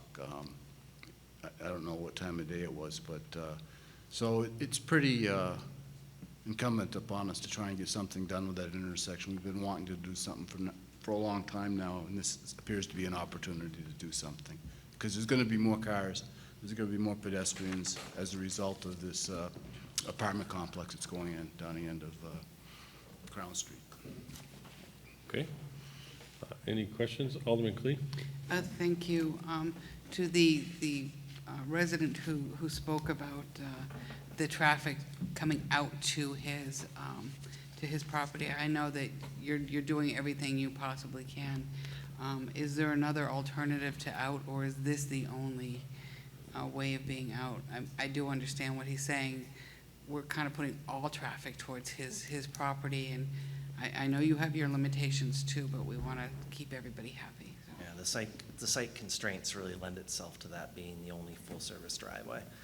To try and promote a full-service driveway at East Hollis, given its configuration or any modification thereof, wouldn't be appropriate and wouldn't necessarily be a safe design. Okay, thank you. Any other questions of the applicant by the board? All right, any other questions by the board of staff while we're in the hearing? Okay. All right, I'm going to go ahead and close the hearing. Move into the meeting. Okay, so we've got a new development. It's affordable housing. Again, it's obviously a big need. There's no doubt about that. And the city, again, has a pretty significant link to the master plan. Obviously, it's the TOD area, so, you know, we've talked about this whole part of the city several times, trying to get more housing down in that area for potential future, you know, transit-oriented opportunities potentially. So it seems like the use of the site to me, again, looks pretty favorable for that particular area. I welcome anybody else's thoughts. Alderman Clee? Thank you. I agree. We need as much housing on this, and one of the things I did like about the design, I know that this is just a mock-up design, but I like the texture of the coloration. We've been seeing more and more where they're more box-shaped. And as beautiful as those designs are, this is kind of gives a little bit more character to it. But again, we're talking multi-levels, and that means people who have been seeing across. But I know what's there, and I think this will be a better fit for what currently is in there. I appreciate the using tax credits and so on to be able to do something and bring true affordable housing, not just housing that comes from the exclusionary zoning and so on. I just hope, you know, to the end of that, we mitigate as much traffic issues as possible, whether it be a wider driveway for safety to come in and so on. But I have faith in our engineering and Mr. Husbands and Mr. Hudson to work with you and do all the appropriate things, keeping in mind that the neighbors were there first. So, thank you. So just, Dan, one thing, I know that sort of whole section of East Hollis Bridge, and, you know, there's still several traffic kind of reconfiguration studies, options, plans, master plans going on for there. This particular development still looks consistent to me, to like, or compatible to the various options. So, I mean, there was rotaries, there's other X's, right? Do you see any kind of impact from this that would make that master planning any more complicated, or is that, seems like it works still? No, Mr. Chair, I think this is compatible with what the plan is. There's a preferred alternative. It's kind of a sort of a roundabout, but right. with signalized intersections. And this will be compatible with that. There will still remain a connection from East Hollis through Crown Street, and this is in only off of that, so I think it's compatible. Okay, yeah. All right, it's kind of similar to on the other side, really, at this point, right? So, okay, Alderman Cleen. Thank you again. As I was looking at this, I know there's a lot of work that's being done with between Hudson and Nashua around East Street and so on. Is that going to affect this area? Aren't they, the East Street Oval, aren't they going to be redoing all of that? On Nashville's side? Yeah. Yeah, I think that's what the chair was speaking to, Yeah. and yes, that's a project that's in the 10-year plan. We're currently in design. What people will see first is we're gonna rehab the 2 bridges. That project got set back a little bit because there's some asbestos in that area, and we're figuring out how to deal with that part of it. But yeah, this configuration should work with that proposed design. Just Go ahead, Alderman, please. I guess my follow-up question to that is, will those 2 projects be happening at the same time, creating more chaos for, do we know? I don't know what the dates of that are. So I don't want to create chaos for all the people within that area saying this area is being done, you know, and so on. So the answer is no. The bridges rehab will happen first. Our intent is to advertise that for construction fairly soon. That construction will take a full year at a minimum. And then this intersection project would follow. They're not going to align in time. But, you know, if all goes well, there will be work continuing in that area for a number of years, and we apologize for that. But we do need to rehab the bridges so that we don't get stuck into a more expensive repair later, and also try to do what we can to make that gateway to Nashua, you know, more aesthetically pleasing and functional. So that's the plan. Thank you for indulging me. Okay.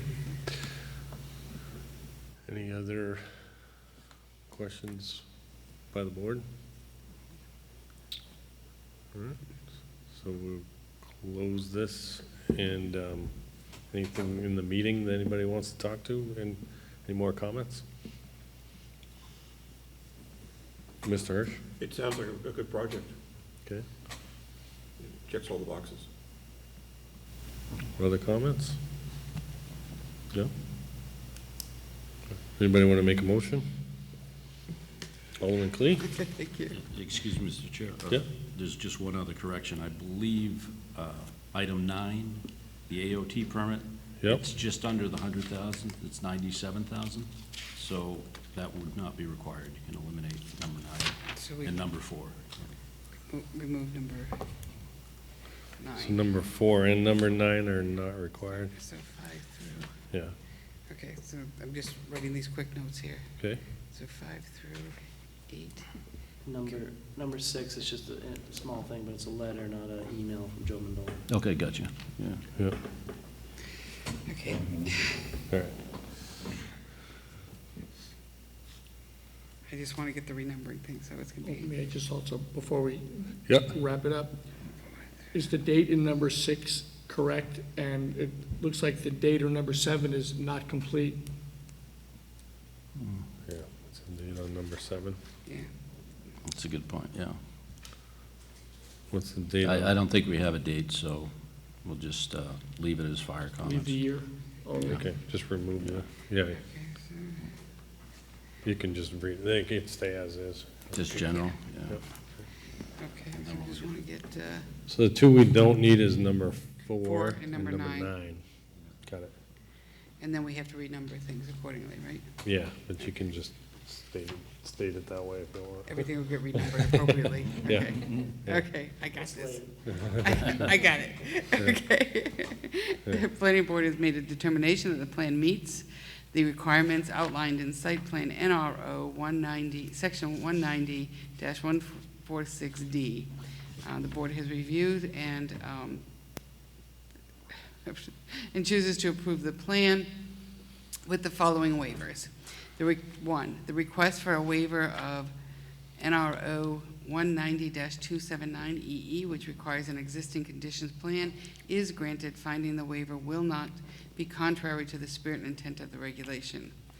Number 2, the request for a waiver of NRO 190-184D, subsection 1, which requires a landscape island after every 10th continuous parking spaces, is granted, finding that the waiver will not be contrary to the spirit and intent of the regulation.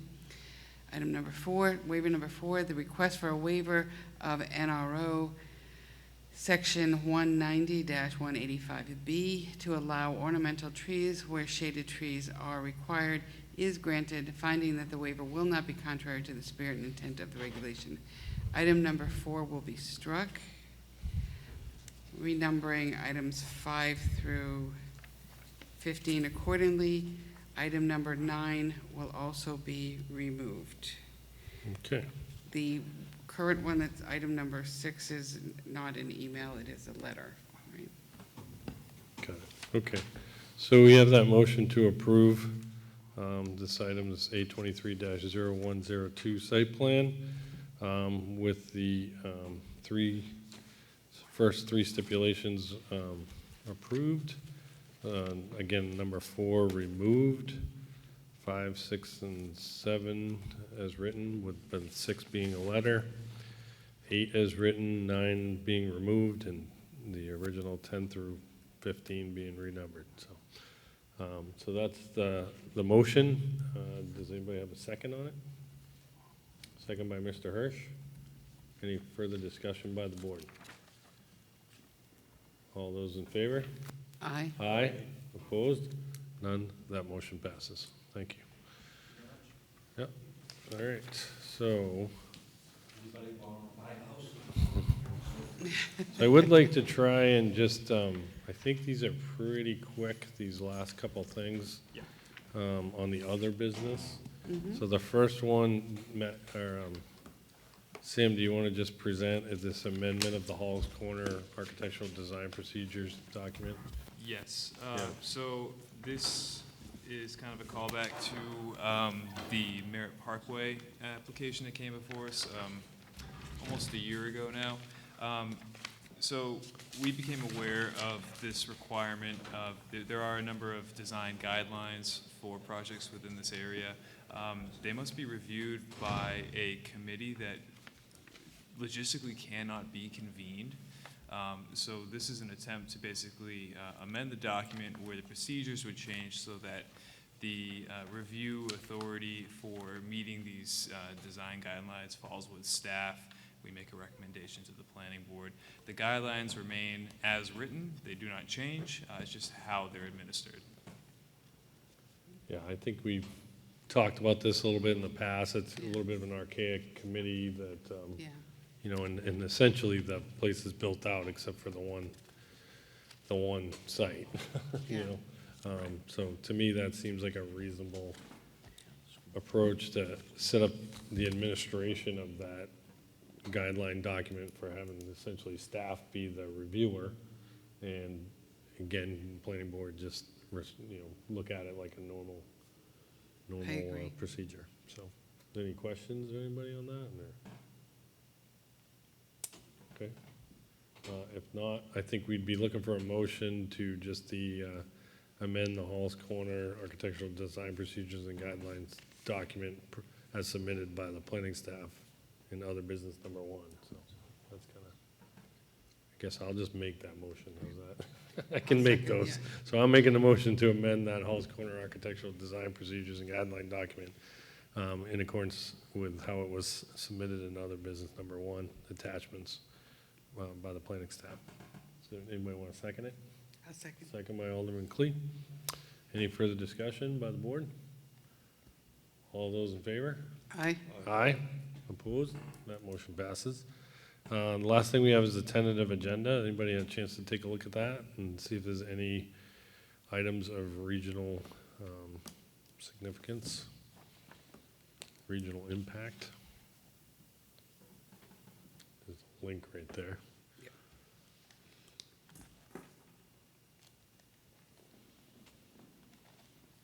Anybody see anything? Doesn't really look like it to me. No. Anybody want to make a motion? I'll make the Alderman motion. Clee? I'll make the motion to agree to the tentative agenda. Yeah, and I guess, sorry. to be specific, there's no items of regional impact. With no items of regional impact. So we have that motion that there are no items of regional impact on the tentative agenda. Do we have a second? Second by Mr. Peterson. Any further discussion by the board? All those in favor? Aye. Aye. Opposed? That motion passes. Okay. I would say we are done. Discussion-wise, anything anybody has? No? I'd entertain a motion to adjourn. I'll make that motion. So we have the motion to adjourn by Alderman Cleat. All those in favor? Aye. Aye. That motion passes. We're adjourned to 10:39. Thank you, everybody.